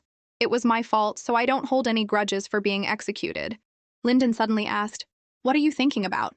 Elise quickly replied, Oh, nothing. Then she thought, Actually, he's also a victim. Being forced to marry me brought him misfortune. Would he have been different if he had married for love? Lyndon suddenly asked, Elise, is there something you want to say to me? Elise was blank. What? He said, Whatever you're thinking, just say it. Elise replied, I was just thinking about the past. Lyndon frowned. The past? She nodded. Yes. He immediately stopped walking. At that moment, Elise suddenly bowed respectfully. Your Highness, I am truly sorry from the bottom of my heart. Lyndon asked, confused, What are you sorry for? Elise replied, For everything. I bothered you when we were young, and you were forced to marry me when you didn't want to. I'm sorry for everything. Lyndon's lips curled. Who said that? Elise was blank again. Lyndon repeated the question. Who said I was forced into this engagement? In the rose garden, the Marquis de Clarence said, Marquis Tri is acting very suspiciously. He's been meeting with Prince Michael. I think it would be best to keep a close eye on them. Minchester nodded. I understand, but don't get too involved. They're always looking for an opportunity to eliminate the Lawrence family. The Marquis smiled. Don't worry, my family isn't that weak. And I must apologize for what Elise has caused. It's all my fault. I will scold her later. Minchester took a sip of tea and asked casually, why scold her? Isn't she amazing? She was raised in luxury, yet she can think like that. I'm truly surprised. She reminds me of her mother. Wasn't Teresa the same? When she announced she wanted to become a nurse, the whole family was shocked. The Marquis gave a wry smile. Yes, that did happen. Minchester continued. She agreed to the bet, so I'll give her a chance to work in a hospital. She'll give up soon enough because it's too difficult. The Marquis asked curiously, then where will we send her? Should I contact the Royal Red Cross Hospital? Minchester said, that hospital only accepts the highest nobility and the royal family. Even as the daughter of the Lawrence family, she won't learn anything there without talent. The Marquis was stunned. Then, before he could finish, Minchester cut him off. What are you worried about? The Lawrence family has its own hospital. The Teresa Hospital. Let her learn from there. In the hallway, Elise gave a strained smile and asked, who? It's obvious you hate me. I will definitely be able to call off this engagement so it doesn't cause you any inconvenience. I'm sorry for acting stubbornly and not considering your feelings. Lyndon narrowed his eyes at her, then silently turned and walked away. Seeing this, Elise thought, this time will be different. We should both find our own happiness. I pray for you, the man I once loved in the past. At the Lawrence mansion, Wren asked loudly, Elise, you want to be a doctor? You're already a handful at home, and now you want to cause trouble at a hospital too? Just stop. Chris also said, if you want to play doctor, how about we play together? I'll be the patient. Lady Clarence covered her mouth, her face filled with worry. All three of them thought, she probably won't last long. Elise called out, Chris. He immediately nodded. Yeah, she said. On your way to work, could you drop me off at the Bridia Library? Chris nodded readily. Of course. Anything for you, Elise, but if I'm too busy, I might not be able to pick you up. She replied. That's fine. I was planning on staying there a little late anyway. You can pick me up whenever you're done. With that, Elise thought, I have a week before I start at the hospital. I need to read as many books as possible. I need to know the current level of medical knowledge in the Empire to improve my diagnoses and treatments. She suddenly smiled and thought, finally I get to work at a hospital. The next day, Elise was taken to the library. She found a pile of books and read while thinking, their medical knowledge is more advanced than I thought. Especially in the field of pharmacology, they already have antibiotics and anesthesia. X-rays are also used along with simple health checkups. In addition, anesthesia is used for surgery. The development of medicine in the Empire is all thanks to one person, the great alchemist Fleming. Don't tell me Fleming also lived on Earth like me. If Fleming lived on Earth, he would have won the Nobel Prize more than 20 times. Even so, the Empire is still lacking basic knowledge of diseases. No one thinks of using this medicine to treat arrhythmia. This one is effective for swelling and suitable for infections. And this one is effective for heart disease. This one is for the flu, while this one... She studied like that until late at night. At his office, Chris asked in astonishment, What? Elise is still at the library? The guard replied, The young lady has just been sitting there and reading. She hasn't eaten or drunk anything since this morning. Even when we call her, she doesn't move. Chris asked, startled. She hasn't eaten anything, even though it's this late? He rushed to the library and upon entering, tapped her on the shoulder and called, Elise! She jumped and exclaimed, Chris? What's wrong? Chris shouted, What is this? Do you know what time it is? Elise looked up at the clock. Oh, it's that late already? Chris asked in astonishment. How? He looked at the pile of books on the table. Pharmacology, physiology, anatomy. Then asked Elise curiously, Do you understand all these books? She quickly replied, Well, it's a bit difficult, so I just skimmed through them. Chris looked at the notebook on the table and thought to himself, Skimmed? These notes don't look like it. This messy handwriting is definitely Elise's. Did she secretly study pharmacology before? Impossible. Or is my sister actually a genius? After a moment of thought, Chris said, Anyway, Liz, it's late. We should go home. Elise replied, Oh, Chris, can I study a little longer? He raised an eyebrow in disbelief. What? At the Lawrence mansion, the Marquise asked in surprise, Elise still goes to the library every day? Chris nodded. Yes. She always wants to stay there until late at night. I have to drag her home. The Marquis immediately grew worried. Elise, you're not pushing yourself too hard, are you? She replied, I'm fine, father. Chris said anxiously. What are you talking about? You get sick easily. Elise smiled and thought to herself, I have to learn everything before I go to the hospital. I've crammed like this on Earth many times, so I'm used to it. The Marquis was thoughtful. A doctor is a respectable profession, but I'm not sure she can handle it. She's always been frail and will definitely face discrimination. Besides, she's going to the Teresa Hospital, a relief center for the poor, not the Royal Red Cross. The facilities aren't great, and she's sure to have a hard time. I really don't want to send her. After a moment of thought, he asked, Elise, are you doing this to call off the engagement? If you don't want to, I will speak to His Majesty. You don't have to suffer. Elise was taken aback and thought, Father, that's not it. I really want to do this. I can do it, Father, and I'll do my best, so please don't worry. The Marquis paused, and a smile slowly formed on his face. He said, I'll inform the hospital that you'll be there in 2 days. Elise asked curiously, Did you tell them what I asked you to? The Marquis nodded. I told them your guardian is Viscount Kess, but is this all right? She replied, Yes. If they knew I was your daughter, they wouldn't be able to teach me properly. As she spoke, she thought, if this were Korea, this would be like being the daughter of a famous CEO who's also on the hospital's board of directors. The Marquis was worried. Elise, I'll say it again, don't overexert yourself. Elise smiled brightly and said, I won't, don't worry. 2 days later, on May 28th, 283, a day that would mark a milestone in the history of medicine. The day Elise first came to the hospital. At the Teresa Hospital in a room, a stack of documents was thrown onto a table. Graham de Fallon, the eldest son of a fallen baron, a genius doctor, and the youngest professor at Teresa Hospital, frowned in annoyance. They want me to look after a 16-year-old? I have to teach a noble girl? Does she think a hospital is a playground? He looked up at the wall clock and frowned, thinking, she's scheduled to arrive at 10. If she's even a minute late, I'll kick her out. The clock hand slowly ticked forward. As it struck 10 exactly, a knock came at the door. Elise opened it and walked in. Hello, it's a pleasure to meet you. My name is Rose. Graham asked, stunned. You're Rose, the one introduced by Viscount Kess? Elise replied, Yes, and you are Dr. Graham, correct? He nodded. Yes, I'm Graham. So you want to become a doctor? At the same time, he thought, she's beautiful, but she's the typical young lady from a noble family. I've met plenty of people like this. Just by looking at her, I can tell she can't do any hard work. Her fair hands are as smooth as silk without a single callus. What a joke. With that thought, Graham said, You're too young to have graduated. Did you attend an academy? Then he grew thoughtful. Does she think caring for people's health is easy? Elise answered frankly, I haven't studied anywhere. Graham was curious. Then how did you learn?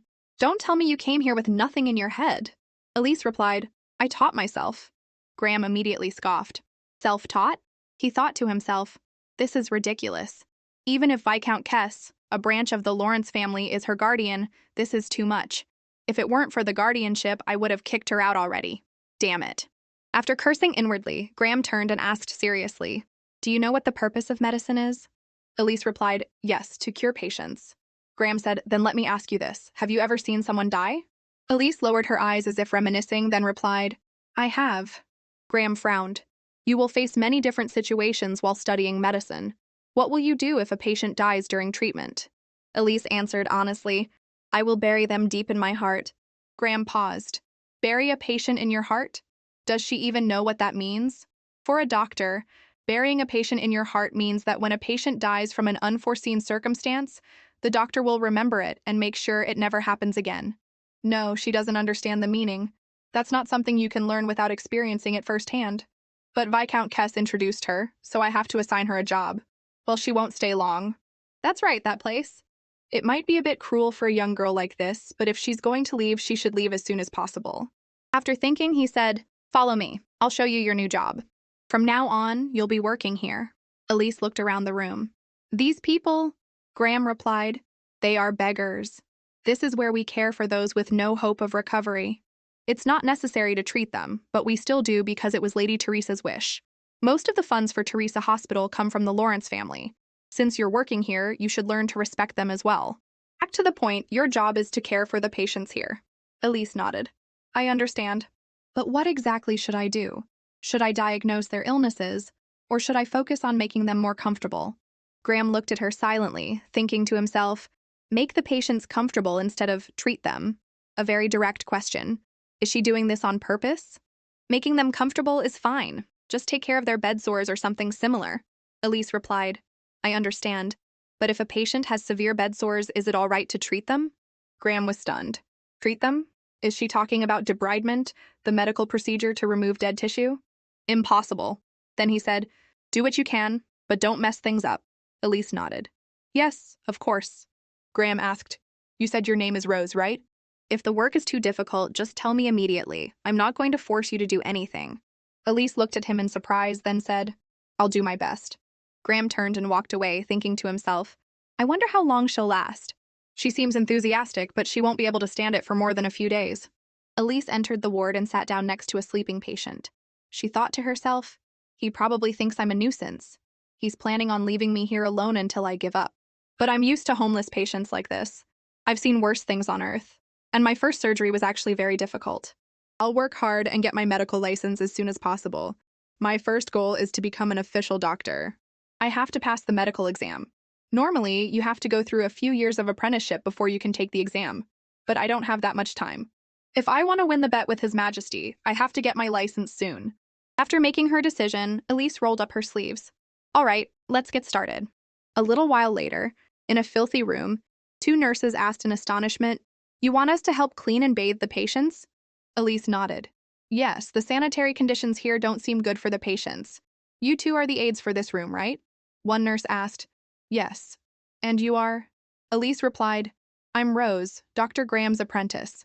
So the two nurses began to whisper to each other. She must be the daughter of a noble family. If she's an apprentice, it means we have to do what she says. Bathing the patients and cleaning is our job, but no one has cared for a long time. After a moment, the two of them looked at her again, and she said, All right. Then she picked up a cloth and began to wipe down the walls. Not long after, Elise looked at her stained hands and thought to herself, a clean environment is much more effective in reducing mortality rates than medical treatment or surgery. I just need to take a bath later. Seeing this, the two nurses approached her. Miss, we can do that.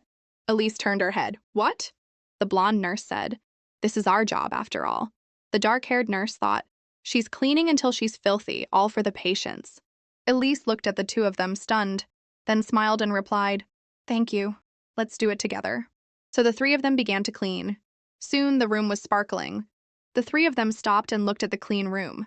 Elise said, It took less time with 3 people than I thought. The two nurses replied, Everything is so clean now. The patients also said cheerfully, Thank you so much. After a moment of thought, Elise thought to herself, Now let's start treating the patients. She walked over to a patient. Sir, where does it hurt? The patient replied, My back. Elise examined him and thought, This man fractured his spine in a fall. What I need to do now is help improve his diet and disinfect his bed sores. Then she said, Take him to the operating room. Bring the disinfectants from the first aid kit. Don't forget the anesthesia and a sterilized knife. The blonde nurse was surprised. Why do you need a knife? Elise replied, I'm going to remove the necrotic tissue. It will bleed a lot, so we'll need a lot of gauze. The dark-haired nurse was stunned. You're going to do it yourself? With a knife? Elise nodded. Yes, I will perform the surgery. A little while later, in the operating room, Elise put on her gloves and thought to herself, I hope I don't get scolded. This isn't a dangerous surgery anyway. If I leave him like this, his condition will only get worse. I need to treat him before he gets sepsis. She asked them to hold the patient down because his wound was too severe and needed immediate treatment. The nurses agreed. Elise announced that she would disinfect the wound, drain the pus, and administer anesthesia so he wouldn't feel any pain. The patient agreed and said he was fine when asked. Then Elise thought to herself, The anesthesia has been administered and the wound has been disinfected. Then she said, Please hand me the knife. The blonde nurse asked her, Are you sure? Elise nodded. I am. Holding the knife in her hand, Elise's heart began to beat faster. She thought to herself, A scalpel. After becoming a surgeon, I held a scalpel almost all the time. I will never be an empress. My destiny is to live as a doctor. While thinking, Elise used the knife to make an incision on the patient's skin. Seeing this, the other two nurses exclaimed, Ah! Elise continued the surgery. The blonde nurse covered her mouth and thought, How is she? Even licensed doctors can't use a knife as skillfully as that. The surgery continued until Elise pulled down her mask. She said, It's done, sir. The patient exclaimed cheerfully, I feel much better than before. Elise nodded. We will continue to monitor the wound, but please tell me if you feel any pain. He replied, Yes, thank you so much. At that moment, the two nurses were still staring at her, stunned. Elise suddenly said, "Excuse me, but could you help me treat the wounds of the next patients?" Both of them replied in unison, "Oh yes, of course." A week later, in his office, Graham asked curiously, "What brings you here?" The hospital director, Baron Goten, replied, "I wanted to know about Lady Rose, the one introduced by Viscount Kess." Graham said, "Oh," and thought to himself, "How is she? Come to think of it, it's been a while since I've heard anything about her. Did she quit without telling me?" Baron Goten frowned and asked, "Why are you silent? Did she not come?" Graham shook his head. "No, she did come. It's just that she's self-taught." Baron Goten asked in astonishment, "Self-taught? Graham, is that how you work?" "She was introduced by Viscount Kess." Graham quickly bowed his head. "It's my fault." Baron Goten continued, "Go and do your job." He nodded. "Yes, I'm sorry." After leaving the office, Graham thought, "I'm already so busy, and now I have to teach her. If she's that important, you should teach her yourself. I wonder if she's still here. She probably quit already." When he entered the ward, he saw that the once filthy space was now sparkling clean. Graham thought, bewildered, "What is this? Did I enter the wrong room? Why is it so clean? The place is completely different from last week. Everyone looks so much more lively." After searching for a moment, he saw Elise dozing off by the window. Graham thought in surprise, "She's still here." He was about to call her. The patients immediately stopped him. "Don't wake her. She's been up all night taking care of us and just fell asleep a little while ago. Please come back later so she can rest." Graham was stunned. "What?" The other two nurses also exclaimed, "Lady Rose is truly amazing." Graham's face went blank.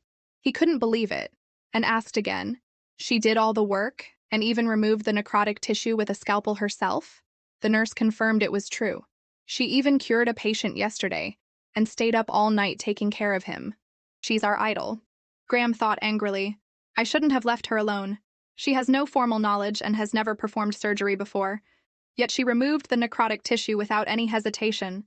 She could have messed everything up, even made the situation so bad that someone died. I have to go and see what she's broken, then give her a piece of my mind so she doesn't do something so stupid again." As his footsteps faded, Elise slowly woke up. She frowned and rubbed her eyes. Then thought, "Elise's body is so weak, I'm so tired, but I have to get up." A moment later, Graham returned and asked, "What have you done to the patients?" Elise replied, "I diagnosed their symptoms." Graham frowned and asked, "How could you diagnose them when you don't know anything? You even dared to perform debridement surgery yourself. What if something went wrong?" Elise answered sincerely, "I'm sorry. The wound didn't look good, so I thought it needed surgery as soon as possible." At the same time, she thought, "All this guy does is run his mouth. I'm your apprentice and you left me all alone." Graham shook his head and turned to examine the patient. "This is ridiculous. Let's see." After looking at the incision, he froze. The wound on the patient had almost completely healed. Graham was bewildered to see that the wound was no longer infected, was clean, and was healing well. Even though it had been so severe that no one could treat it, he couldn't understand how she had done it. Then he asked, "Did Lord Barros come here?" The dark-haired nurse said, "Lady Rose operated on that wound." Graham wondered, "Why is the wound bandaged like this?" Elise explained, "Due to a severe infection, I used gauze soaked in a disinfectant solution." When he asked about the fluid, she said, "The patient had severe diarrhea, so he was given an IV to prevent dehydration." Graham still didn't believe it. He asked, "Who was it?" Elise asked curiously, "What?" Graham turned back with an angry expression, convinced that she couldn't have done everything herself and that someone must have helped her. But the dark-haired nurse insisted that Lady Rose had done everything herself, and no one else had visited since last week. Graham shouted, "You treated these patients yourself? How? Do you think I'd believe that?" Seeing his attitude, Elise was flustered and thought, "Oh my God, what should I say?" In the royal palace, the royal physician Baron Sven asked, "Your Majesty, how are you feeling today?" Minchester replied, "The same as always. I've slept, but I still feel so tired." Baron Sven bowed his head apologetically. "Please forgive me, Your Majesty. It is all due to my incompetence." Minchester shook his head. "It's not your fault. I have an incurable disease." He asserted that Baron Sven was the best doctor in the Empire, and that being a doctor didn't mean you could cure every illness. No matter how advanced medical technology became, there were still some things that couldn't be solved. Lyndon, who was standing nearby, asked, "You really don't know?" Baron Sven looked up and replied, "It is my fault, Your Highness. I have tried my best." But Lyndon stroked his chin and said, "Last time someone, after hearing my father's story, said that similar symptoms occur when there is too much sugar in the blood. Have you ever heard of this? Baron Sven jumped and asked, Too much sugar? Are you talking about the body collapsing due to carbohydrates? Lyndon nodded. Yes, possibly. You don't recognize this illness? Is there a problem? Baron Sven's eyes widened as he realized that medical professors from the Republic of Francois had once published about a disease with symptoms that matched His Majesty's, such as coma, polydipsia, polyuria, and thirst. Diabetes. With that thought, he asked the Emperor for permission to study further and asked Prince Lyndon, who was the one who made that diagnosis? It must be a famous doctor. Lyndon frowned thoughtfully. A famous doctor, her? He was skeptical. Does what she said have anything to do with my father's symptoms? Baron Sven replied, I need to do another examination, but it's very likely. He asked who that doctor was, because until recently, almost no one knew about this disease. In the entire empire, only about 20 people knew. Furthermore, the documents were published in the Republic of Francois. Lyndon was startled. Only 20 people know? He was about to say, actually, it was... But before he could finish, Minchester cut him off. That's not important right now. Instead, it would be better if you started your research. Lyndon and Baron Sven stared at him in shock. Minchester just smiled calmly. After a moment, Baron Sven turned around. I understand, Your Majesty. It won't be long. After leaving, he wondered, why did he hide that person's name? This is a doctor who understands both medical systems and is highly skilled. It could very well be someone I know. He frowned to himself. The professors at the Royal Red Cross Hospital, the top doctors in the Empire, have never mentioned this disease, even though they've debated the Emperor's symptoms many times. He suspected that the person might be from Joseon Hospital. With that thought, Baron Sven grew thoughtful again. Joseon Hospital only serves the royal family and the nobility, and they care more about money than medicine, so the only remaining possibility is Teresa Hospital. Baron Sven believed that there were many skilled doctors at Teresa Hospital, such as Director Baron Goten and the young genius Graham, who could recognize the disease, so he decided to ask him later. He thought he couldn't treat the Emperor himself because diabetes was still a mystery, but the other person had diagnosed it correctly just from the symptoms, so it must be a respectable doctor, and he wondered who it was. In the lounge, Minchester said, It seems Baron Sven has an idea now. Lyndon replied, Yes, that's a relief. I hope this time your illness can be completely cured. Minchester nodded. I hope so too. After a moment of hesitation, Lyndon suddenly asked, Father, why did you hide the fact that Lady Elise was the one who mentioned the illness? Minchester reasoned, She will be your fiancée, even the future empress, so she doesn't need to pursue a medical career, and the profession of a doctor is not suitable for her. What do you think? Lyndon asked. What do you mean, Father? Minchester said, I'm asking about your marriage to Elise. Lyndon said he was just fulfilling his royal duty, but Minchester believed that he should also have his own choice. He thought to himself, Odd, this stubborn boy. Then he changed the subject. How are the preparations for the Cream expedition going? Lyndon replied, The second squad is already marching towards the Cream Peninsula. They are expected to arrive within a few days. Minchester continued, And the Kingdom of Monsel? Lyndon replied, I was about to report that to you. Recently, an unofficial envoy from the Republic of Francois visited the Kingdom of Monsel. Hearing this, Minchester's voice rose. Are you serious? Lyndon confirmed, Yes, Monsel is secretly preparing an ambush. Minchester nodded. Oh, if we hadn't known beforehand, the entire empire would have been in danger, and Elise saved them. He thought to himself, How wonderful. She must become Lyndon's fiancée. I have to make her quit her job soon. With that thought, he asked Lyndon, Where are you planning on visiting this time? He replied, I think I'll visit Hiranri. Minchester suggested, What about Ulan? Lyndon said, I'm fine with either, but is there a special reason? Minchester smiled and said, The Teresa Hospital is also there, isn't it? Go and see for yourself how Elise is doing. At Teresa Hospital, Graham said, I'm asking, how could you have completed that surgery on your own? Elise replied, Thanks to the knowledge I gained from books. Graham's frown deepened. You learned this from books? Elise nodded. Yes. Hearing this, Graham thought again. In medicine, experience is the most important thing, so even if you read a lot of books, you couldn't have performed that surgery on your own. Seeing him remain silent, Elise asked, Is there a problem with my surgery, doctor? Graham shook his head. No, not really. So you came here to visit the patients? Graham remembered, Oh, that's right. I came here to check on her because of Viscount Kess's recommendation. Then he said, Rose, you are no longer in charge of this room. Follow me. From today on, I will be your teacher. You and I are master and apprentice. I acknowledge you as my apprentice and will teach you properly. On the outside, he said this, but in his heart, he still thought, I'll soon find out if she's lying or telling the truth. After hearing this, Elise replied cheerfully, Yes, thank you, doctor. After following Graham for a short while, he asked, Can you tell me what's wrong with this patient? Elise observed for a moment and then diagnosed, He has bacterial pneumonia. Hearing this, Graham couldn't help but be curious. Why do you think that? What if his lungs are full of fluid?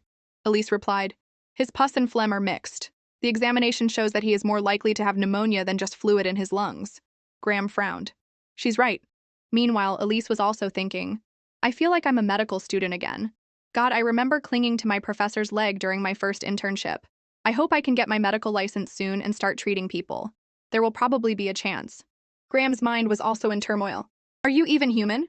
I purposely asked about this person's illness because it's difficult to diagnose, but she answered as accurately as a seasoned doctor. Has she treated patients before? But it's hard for a young girl like her to have that much experience. Unless she's one of those rare people like Fleming, the great alchemist, and Count Graham, who redefined the basic principles of medicine many years ago. A genius. The more he thought, the more confused he became. Seeing that he said nothing, she asked, So what would you like me to do next? With that thought, he said, That's all for today. You can go home. Elise replied, Thank you. See you tomorrow. As she turned around, Graham called out, Wait, Rose. I'm sorry. Elise asked, bewildered. What? He said shyly, I'm sorry for being prejudiced and treating you like a nuisance. I did that because of your appearance, so I'm sorry. Elise stammered, No, it's fine. Graham thought again. The patients Rose treated were all beggars with severe symptoms. They had been neglected by many hospitals, even at Teresa. Who could have given them what Rose did? With a respectful heart, he said, I hope we can work together from now on. Elise smiled and took his outstretched hand, saying, Under your care, I will do my best, Dr. Fallon. Back at the Lawrence mansion, the Marquis asked curiously, How was your day at the hospital, Elise? She replied, It was fun. The Marquis added, I see. Was the work too difficult? Elise shook her head. No, I'm fine. The Marquis sighed and then thought to himself, I will not forgive those people at Teresa Hospital. How dare they make my precious daughter work in a room full of beggars? If Elise hadn't stopped me, I would have fired them all. Especially that young man, Graham. He definitely needs to be fired. How dare he make a young girl care for those people? I want her to quit so badly, but she's so happy. After thinking for a moment, he asked, Where are you going tomorrow? Elise repeated, Tomorrow? A few hours earlier, Elise had asked in surprise, The critical ward? Graham nodded. That's right. Go to the critical ward instead of the hospital. Elise thought to herself, Normally, doctors only guide experienced and skilled apprentices. The critical ward is like an emergency room. They treat patients in critical condition and those with external injuries. In short, it's a place where seriously injured patients are constantly coming and going. Graham sighed and thought, since she doesn't need to learn anything else, it would be better to train her there. I'm also curious to see how she'll react to emergencies. Back in the present. After hearing her speak, the Marquis shouted, What? The critical ward? Elise said cheerfully that she would study hard. The Marquis was angry about the training method and wanted Graham fired. Elise said, I can do it, so please don't worry too much. Hearing that, the Marquis sighed. Then he called out, Elise. She replied, Yes. He said seriously, If anyone messes with you, just say the word, and I'll deal with them. And especially Graham. Just wait until I get my hands on him. Elise exclaimed, Father! The next day, in the critical ward, Elise walked in and said, Hello, my name is Rose. From today on, I will be working here as an apprentice. Please take care of me. The interns in the room all looked at her, and then a group of them said in unison, Miss, you've come to the wrong place. This is for patients in critical condition. Elise nodded. Yes, I know. The doctor said I would be working here today. They immediately thought, She looks like a noble. A doctor named Hassan wondered, Which doctor are you referring to? Just then, Graham's voice rang out, I am her teacher. With that, he walked in. Hassan called out in astonishment, Professor Fallon! Graham called, Hassan! He immediately replied, Yes, Professor. Graham said seriously, She will be studying here today. During this time, I will be her guide. But please help her when I'm busy or absent. Hassan thought in surprise, She's going to be an intern here? There are so many patients in critical condition coming here every day. Can a young girl like her handle it? She looks like the type to faint at the sight of blood. Before he could answer, Graham said, I have a meeting. You can show her around and show her where to find things. Hassan replied, Yes, I understand. Miss Rose? Elise replied, Yes, but you can just call me Rose. Hassan stammered, I know. He thought, She's a noble, right? After a moment, Hassan began to show Elise around. This is where we treat patients, and this is where we store medication. This is used when…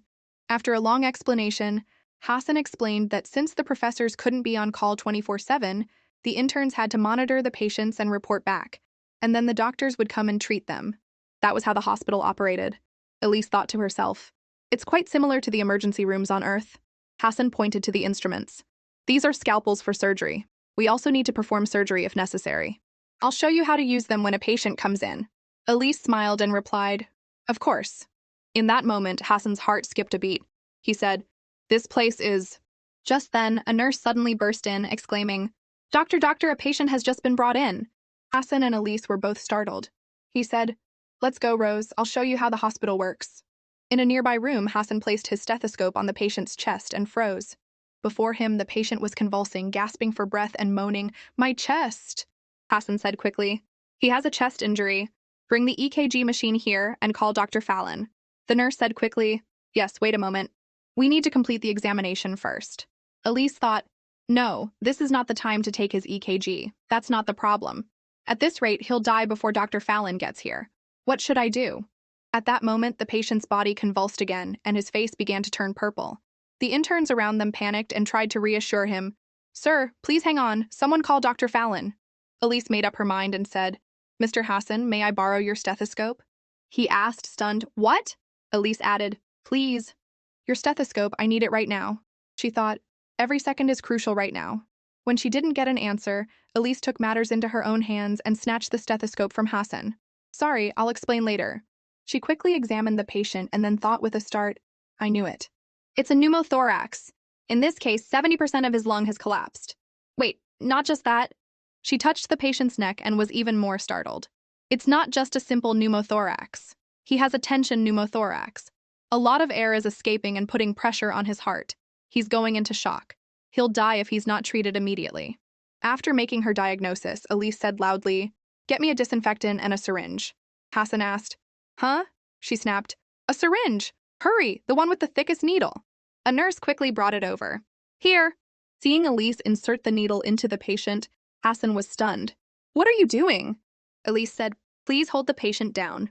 The doctors and nurses replied in unison, Yes. Then they all held the patient down. Elise inserted the needle. She frowned. Not yet. A little more. The needle went deeper.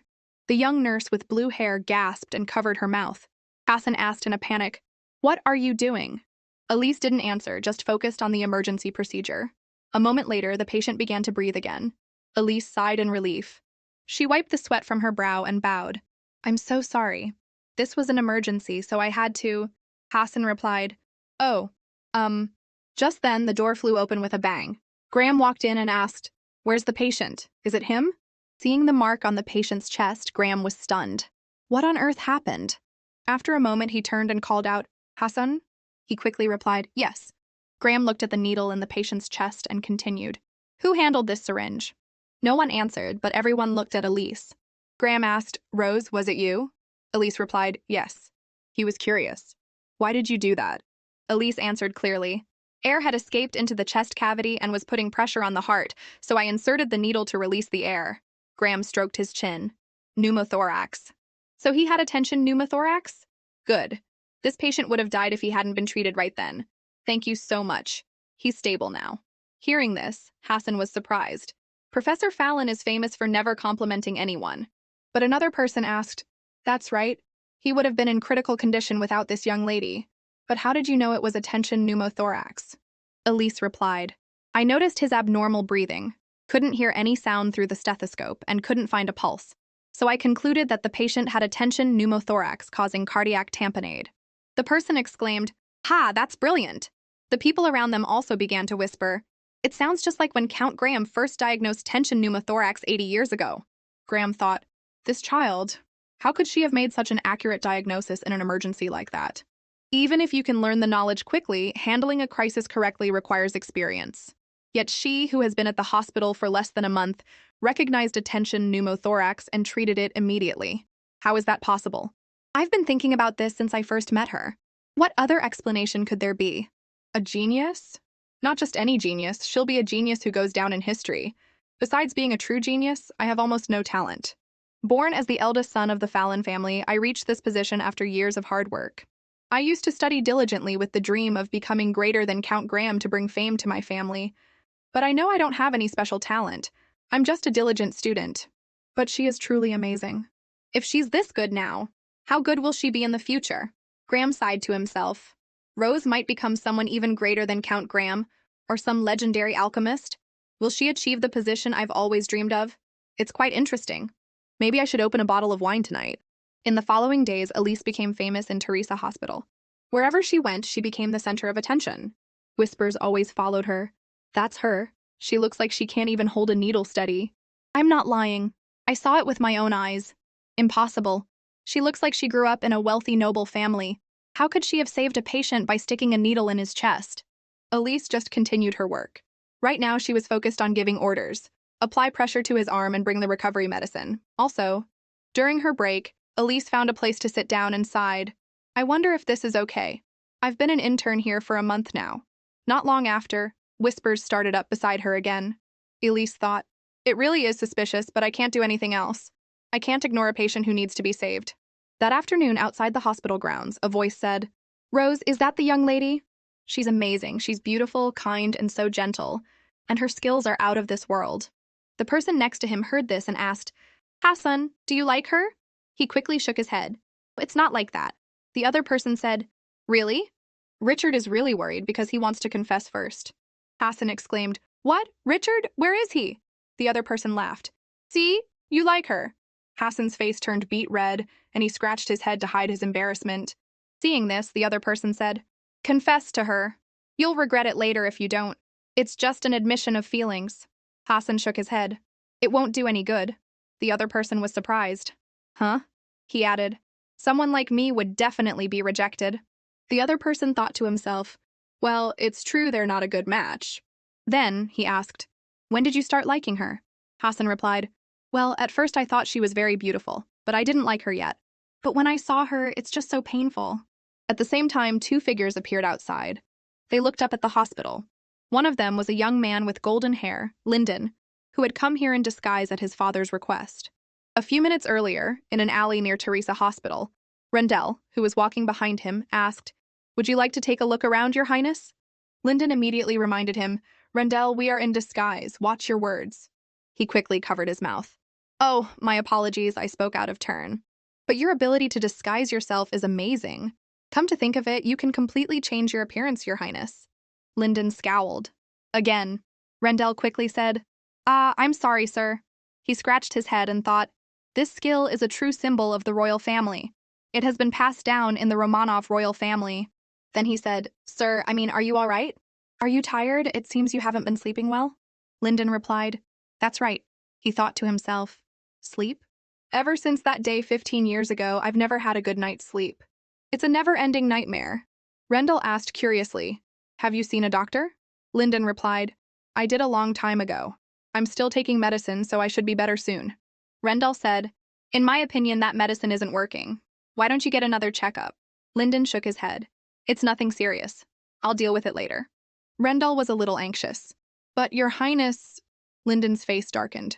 Rendell, I can take care of myself. He immediately broke into a cold sweat and changed the subject. Then let's go back. You must be tired, right? There's nowhere else you need to inspect, right? Lyndon thought to himself, There's still one place left. I have to go and see with my own eyes if Elise is doing well there. Elise and the engagement? My father is a very stubborn man because he is the ruler of this empire. As long as it's a marriage he wants, it will definitely happen. He just gives her all his affection. But of course, Elise can't possibly win this ridiculous bet. And for me, it doesn't matter who my fiancé is, but when it comes to her, I feel a little worried.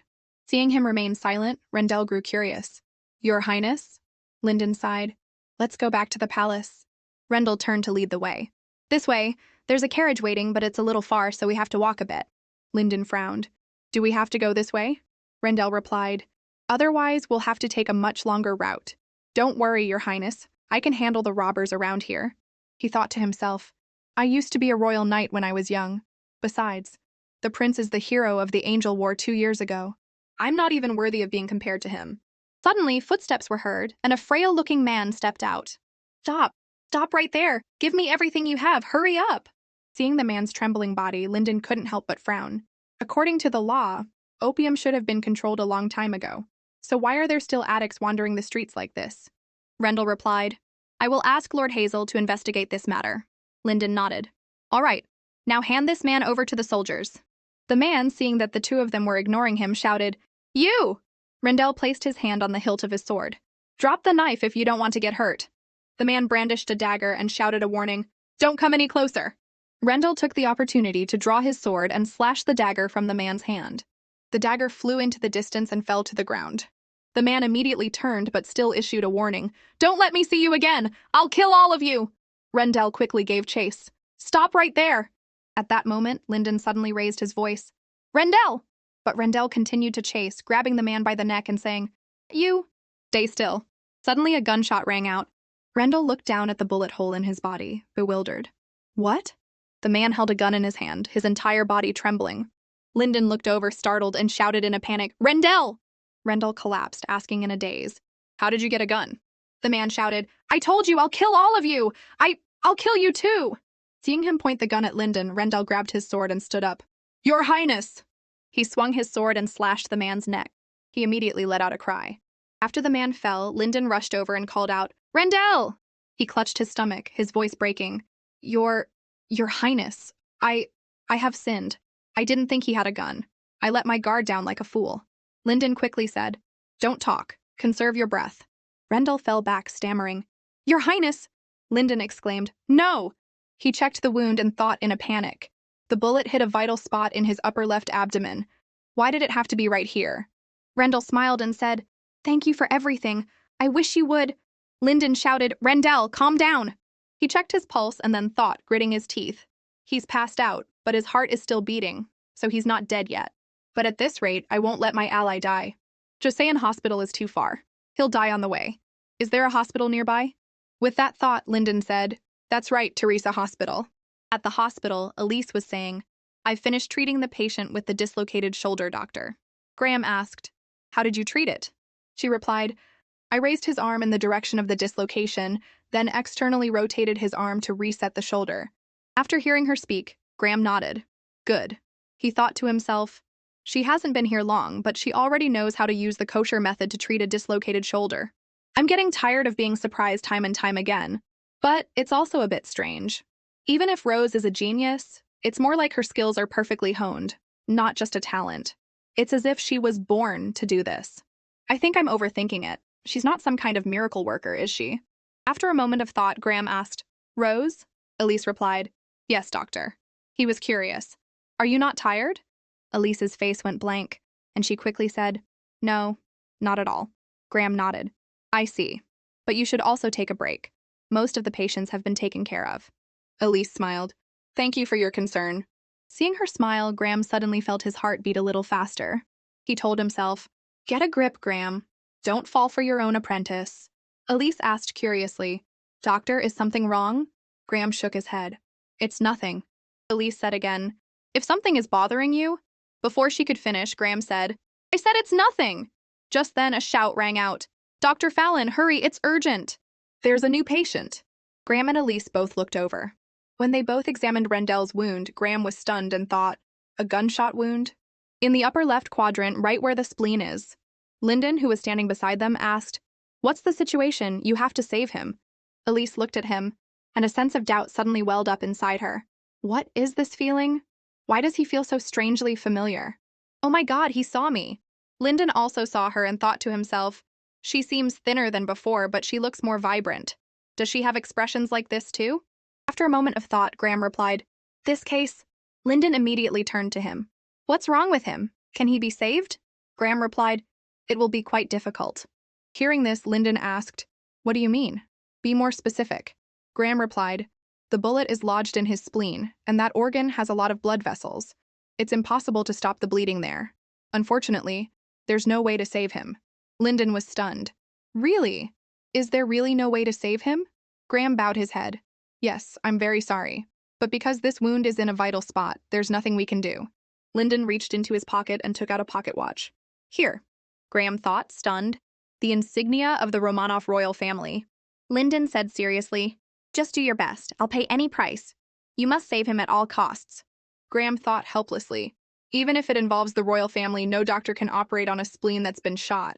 He was about to refuse. I'm sir. But at that moment, Elise said, All right, we'll do our best. Graham immediately looked at her, startled. Rose, what are you saying? The bullet has gone through his spleen. There are a lot of blood vessels there. The bullet must have gone through them. There's no way to stop the bleeding. Elise replied, I know it's impossible to stop the bleeding from every single blood vessel. Graham frowned. You know that and you still say he can be saved?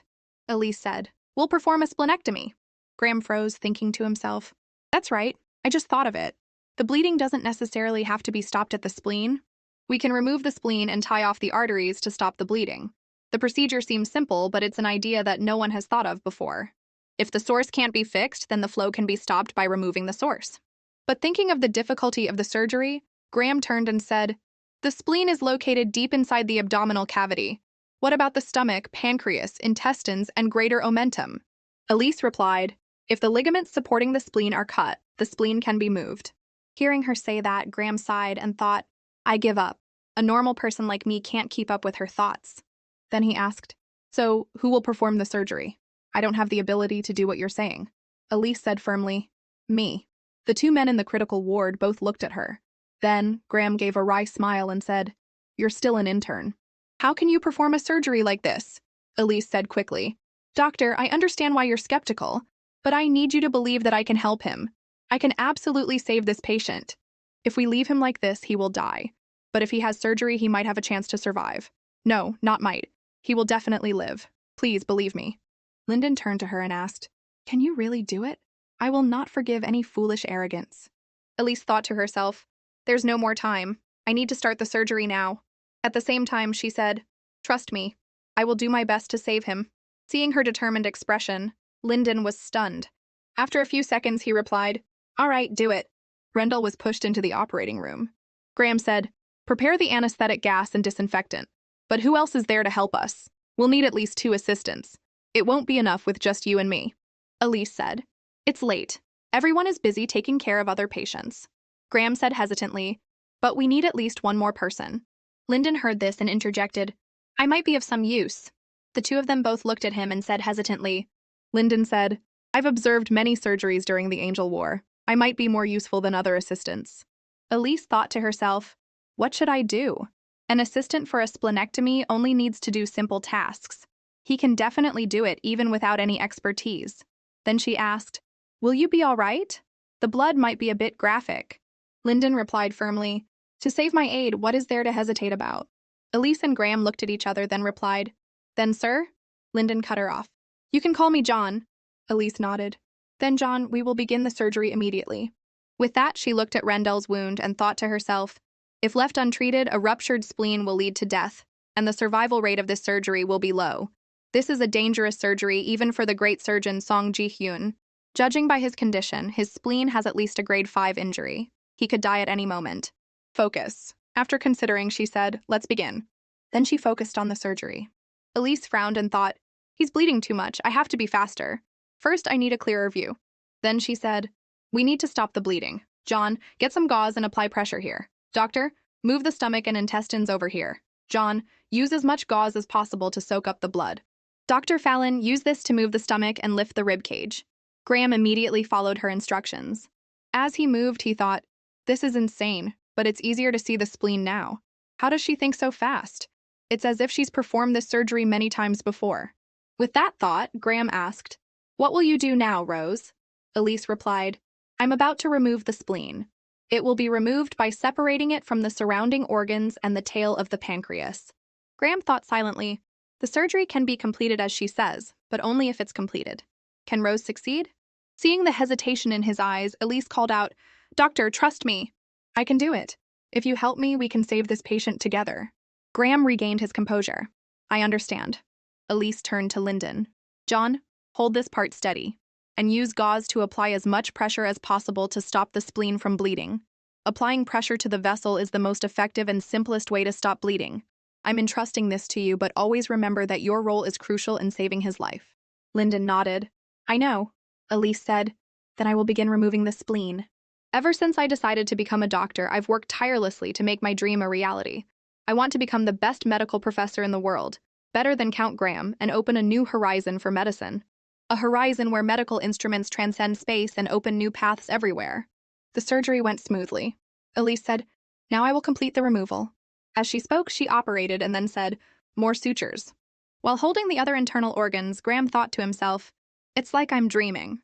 After finishing the sutures, Elise placed the removed spleen on a tray. At that moment, she sighed and said, "The surgery is over." Everyone did a great job. Graham still found it all hard to believe. "Rose, how did you—" Before he could finish, Elise said, "The spleen has been cleanly removed. We just need to suture the incision. Now let's close the abdomen, bandage the wound, and give him a blood transfusion to compensate for the blood he lost." Graham nodded. "Understood." Elise turned to Lyndon.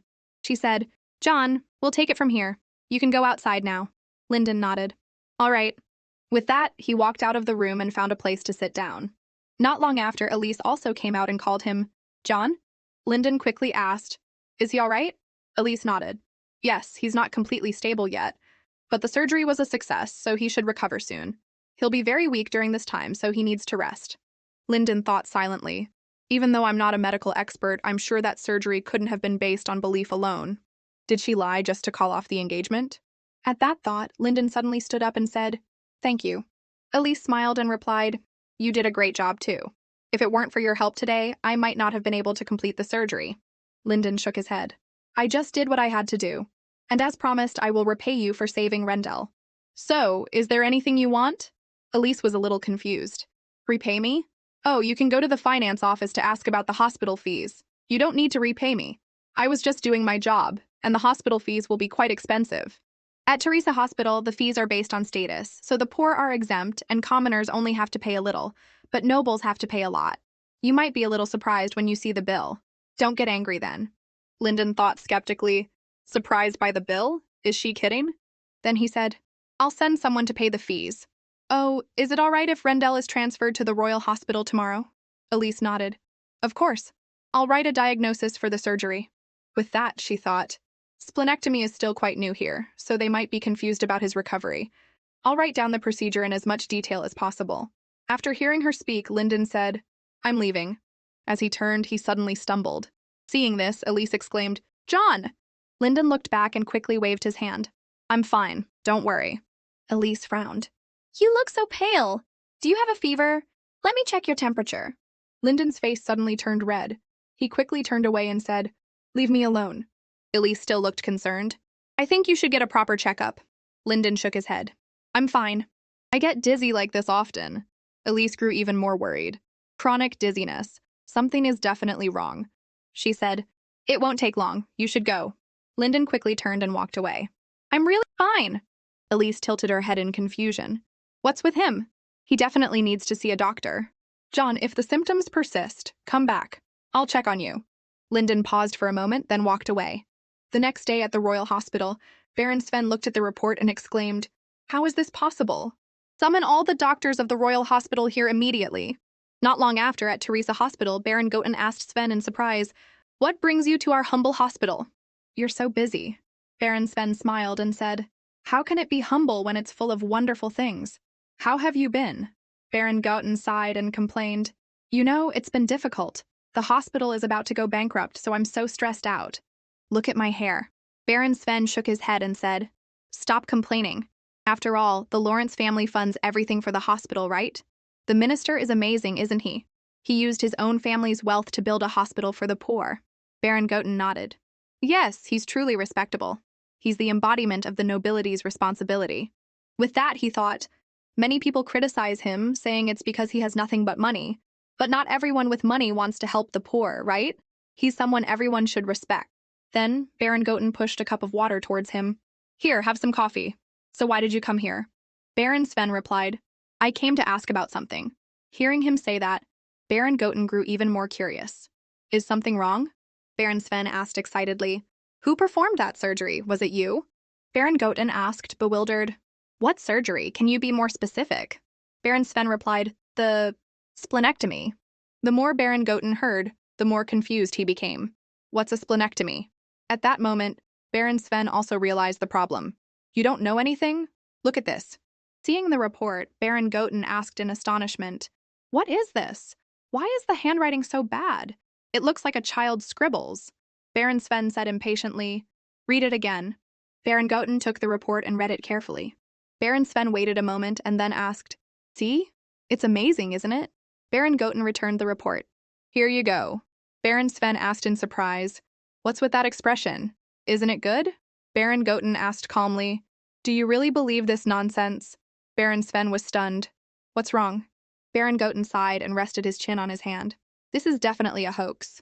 The idea can be applied to a spleen injury, but the procedure is considered impossible and was only thought up by someone with writing skills and an excellent imagination. Baron Sven slammed the table and replied, But it's true, my friend. The patient is at our hospital. He was shot in the spleen and now he's alive and well. Baron Goten asked, startled, What? That's impossible. Baron Sven said excitedly, I'm telling the truth, and he was operated on at Teresa Hospital. I've confirmed it. Who was the doctor?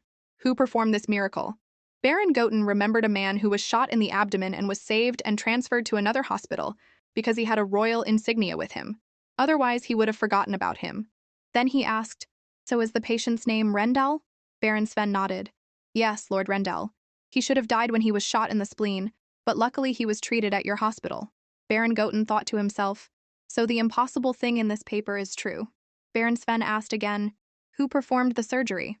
Baron Goten replied, The doctor in the operating room at that time was Graham. It was Professor Graham Fallon who operated on Lord Rendell. Baron Sven exclaimed excitedly, Graham? You mean the young genius? That's amazing. He thought, I have to prepare a place for him at the Royal Hospital. He's done something of this magnitude, so no one will object. Then he said, This is not the time to be sitting here. Call Professor Fallon. I have to hear about the surgery myself and ask him how he thought of this method. Baron Goten said awkwardly, Well, the problem is, Graham hasn't been to work since that day. Baron Sven was stunned. He hasn't been to work? Baron Goten replied, He's been at home for days. It's like he's in shock. At that moment, Elise was also pacing anxiously in the hospital. She wondered, what happened? Was it because of the surgery? He didn't look well after completing the surgery. He'll probably be back soon. 1 day, 2 days, 4 days. Every time she asked Hassan, Dr. Fallon, he would just shake his head and not answer. Now Elise was extremely worried.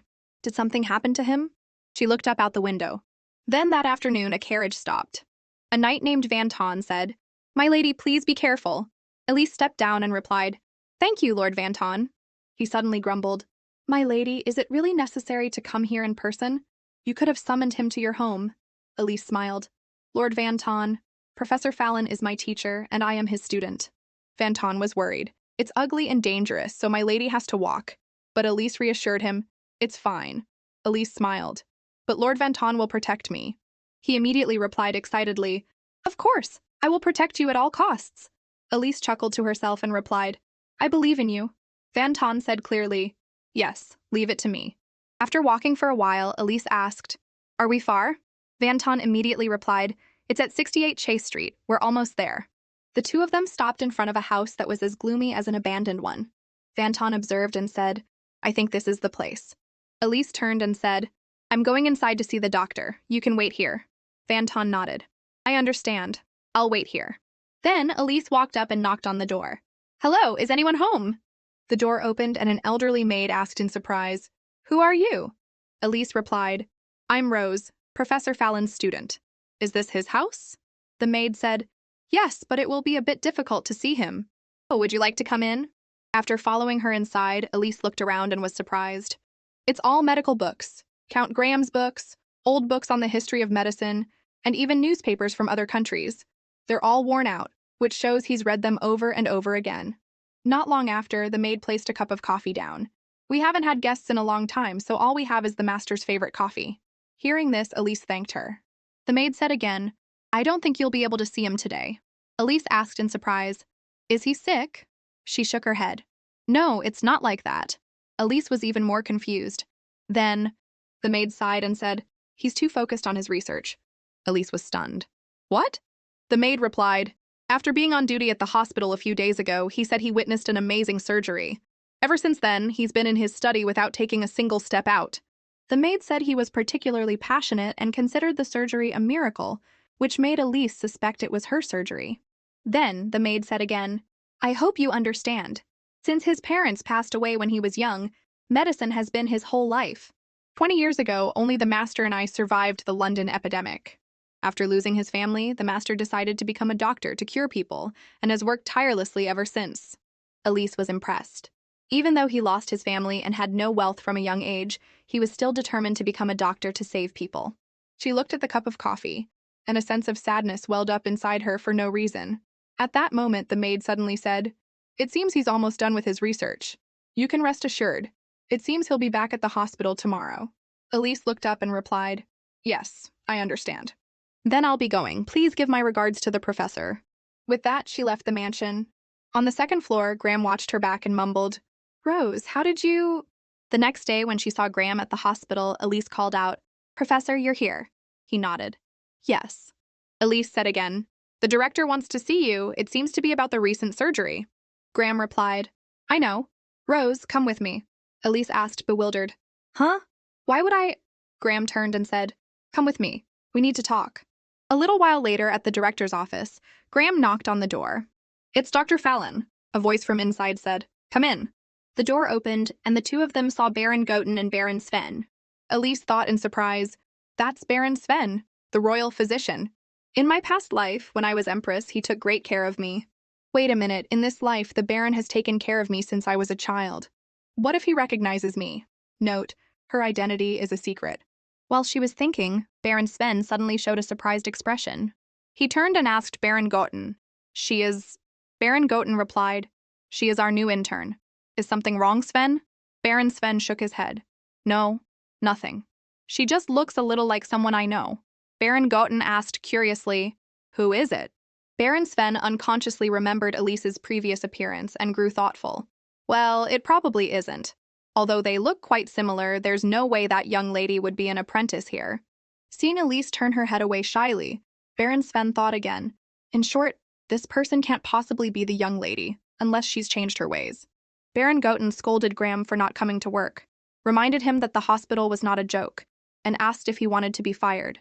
Graham immediately apologized. Baron Goten scolded him for acting childishly.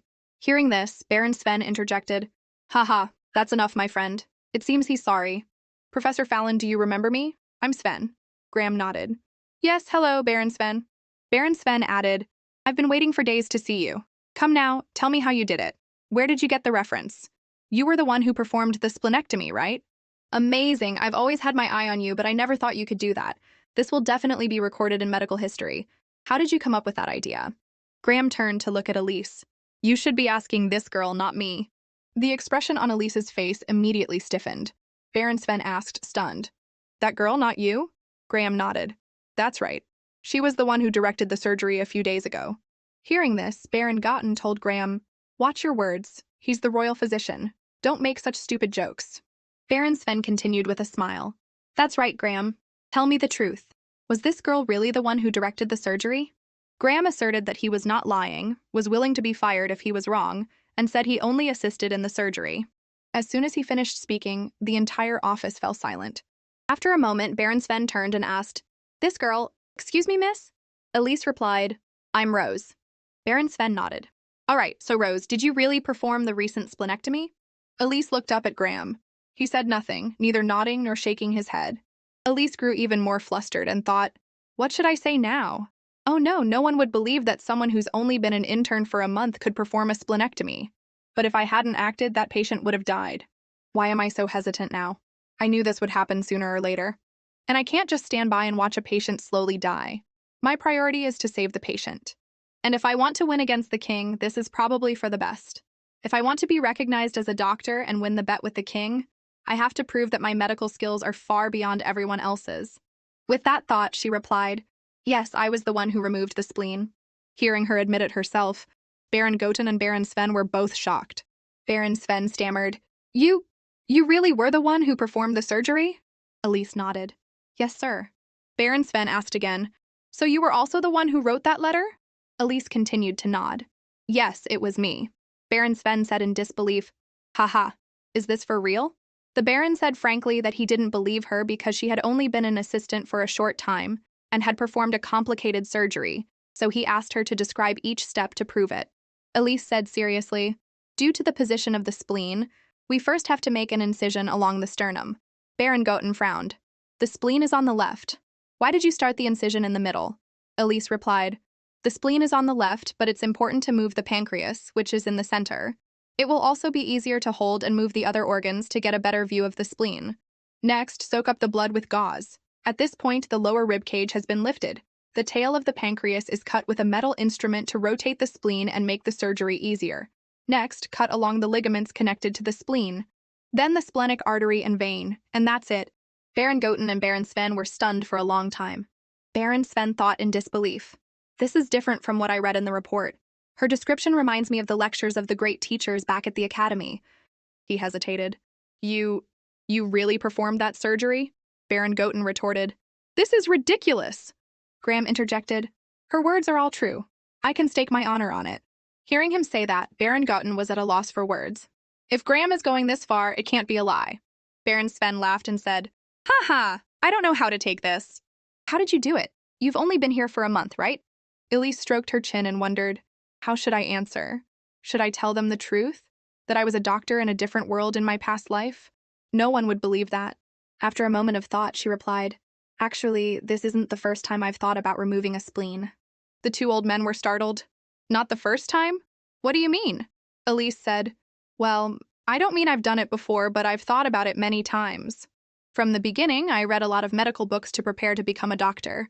I learned the basics from Bram's introductory books and similar texts. At this point, Elise felt a little guilty. Of course I'm lying. She continued. At that time, I thought, isn't there a better way to treat this disease? Then I thought about treating it this way. So I imagined it many times. Baron Goten slammed the table. Who would believe that a young girl like you would read Braham's books?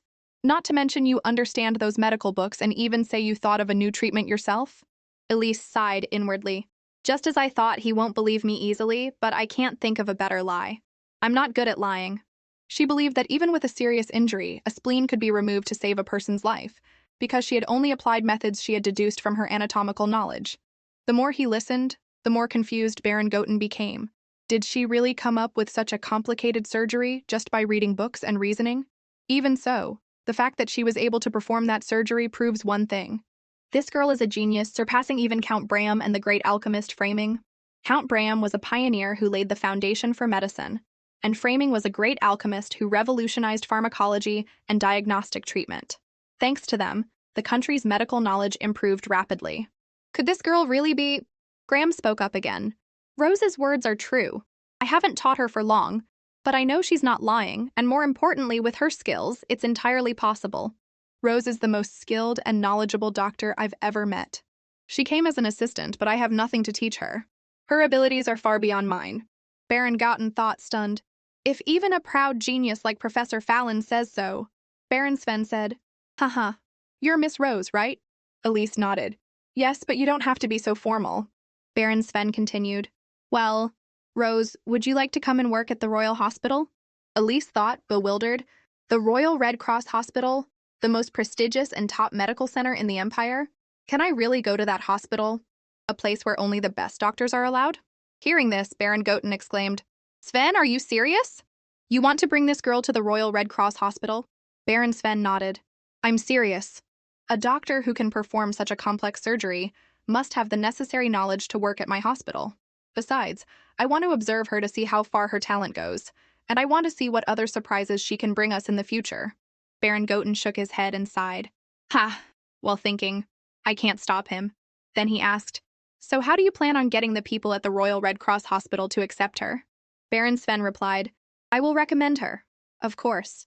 Baron Goten raised an eyebrow and said loudly, She doesn't have any medical qualifications. And as far as I know, the Royal Red Cross Hospital doesn't accept interns. Baron Sven asked in astonishment, She doesn't have any qualifications? Baron Goten broke into a cold sweat and said, What qualifications could she have? I told you, she's been here for less than a month. Baron Sven clapped his hands together. Then we'll just get her one. Baron Goten was stunned. What? Baron Sven said again. The doctor's exam will be held right after the royal birthday celebration this year. She can take the exam and get her license then. Baron Goten shook his head and said, Nonsense. No apprentice has ever taken the exam that early. And there's also the certificate and the recognition of 3 professors. Baron Sven replied, Then it will be you, me, oh, and Professor Fallon. No more problems, right? Baron Goten nodded reluctantly. Um. He looked up at Elise and then said, Who knows if she can pass the exam? I mean, this year's exam is quite. Baron Sven stroked his chin. Oh, right. You're talking about the Emperor's request, right? We do need to pay attention to that. Baron Goten thought again. Only qualified apprentices are allowed to take the exam, and this year's special exam will be very difficult to ensure that only the most experienced and talented can pass. Normally, the Emperor never interferes with the doctor's exam. He lets the medical council have full authority. So why this time? After a moment, Baron Sven said again, Isn't she already qualified? She performed that splenectomy. If she doesn't pass, who will? He must have issued that order so as not to miss a genius like her. Baron Goten couldn't help but be confused. Why is he so excited? He probably doesn't know that this year's exam will send the candidates home in tears. Everyone is worried that no one will pass the exam this year. He turned and asked, What do you think? Are you ready to take the exam? Elise quickly bowed and replied, Although I still have many shortcomings, if I am given the opportunity, I will do my best. Baron Sven thought excitedly, I wonder if she can pass this year's exam. I can't wait. After leaving the hospital, Elise was still happy. This is great. I can't believe I did it. If I missed this opportunity, I would have had to struggle to find another way. But thinking about the Emperor issuing an order about the exam, why would he do that? Could it be because of me? No, probably not. She looked up at the sky and thought to herself, Anyway, the exam is coming up soon. I don't have much time to study. The birthday celebration is also approaching. Come to think of it, in my past life, when I turned 16, the royal birthday celebration was quite special. A lot of things happened, but that's when my engagement to the prince was announced. I was so happy then, but I didn't know that the engagement was the beginning of my tragic days. It's fine. Nothing will happen this year. The Emperor promised me that he wouldn't announce the engagement, so I'll just attend for a little while and then go home to study for the exam. Wait a minute. Didn't they announce that the prince's fiancé would be announced at this year's celebration? It will be announced at the council meeting, so even the Emperor can't postpone it. Everyone will be curious, I'm sure. Wait, so people still don't know the name of the prince's fiancé? Never mind, thinking about it won't do any good. His Majesty will take care of it. At that moment, a breeze blew by. Elise changed her mind. The sky is so blue, no more time to worry, back to work. Back at Teresa Hospital, Elise walked in and saw a figure waiting. She exclaimed in surprise, Mr. John. Lyndon turned and said, You're here. You said your name is Rose, right? Elise replied, Oh yes, you're here because… She wondered, Mr. John is a powerful noble with a royal insignia. Don't tell me he found out I'm from the Lawrence family. The two of them stared at each other in silence for a moment until sweat beaded on Elise's forehead and she stammered, Is there something you want to say? Lyndon shook his head. No. Elise grew even more flustered and asked, Then why? Lyndon bowed his head and was silent for a moment before saying, I just came to see you, and I wanted to check on something. Seeing Elise's confused expression, he turned and said, It's fine now, so I'll be going. Elise was startled and thought, Hey, wait a minute. She quickly turned and grabbed his arm. Wait, Mr. John. Lyndon frowned and asked, What are you doing? Elise tightened her grip on his arm and said desperately, You should get a checkup. Lyndon asked, stunned. Huh? She continued, You said you're always dizzy and exhausted, right? Let me treat you. Lyndon was blank. A little while later, the two of them were inside the hospital. Elise said, Please have a seat. Lyndon asked curiously, What are you going to do? Elise replied calmly, Of course, I'm going to examine you. Lyndon couldn't help but sigh. I didn't intend to see her, but my feet just unconsciously walked here. Even so, it's true that I've been exhausted lately. I was just thinking that she would examine me. If even Baron Sven can't diagnose me, then Elise probably doesn't have much hope either. And I couldn't refuse, so I followed her all the way here. After preparing, Elise said, You look very pale. How long have you been feeling exhausted? Lyndon answered honestly, About 2 months. She continued, Do you have a good appetite? Have you lost any weight? Lyndon shook his head. Not really, but I don't feel as hungry as I used to. Elise grew thoughtful. How do you feel when you're dizzy? Does the ceiling start to spin, or do things seem blurry? Lyndon replied, I usually see, while thinking. Her questions are similar to what Baron Sven asked. After asking, Elise took his hand. All right, I'll start the examination. Lyndon asked, startled. What are you doing? Elise replied, I'm checking your temperature and sweat glands. Are you uncomfortable? Lyndon replied, a little annoyed. No. Elise touched his hand and thought to herself, His temperature is a little low and his hands aren't too clammy. I need to check more carefully. Lyndon was also thinking, isn't she touching me a little too much? Does she do this with other patients? Something just feels off. As soon as the thought finished, Elise reached out her hand. Excuse me, I'm going to check your neck. Lyndon's face immediately turned red. He asked in surprise, What?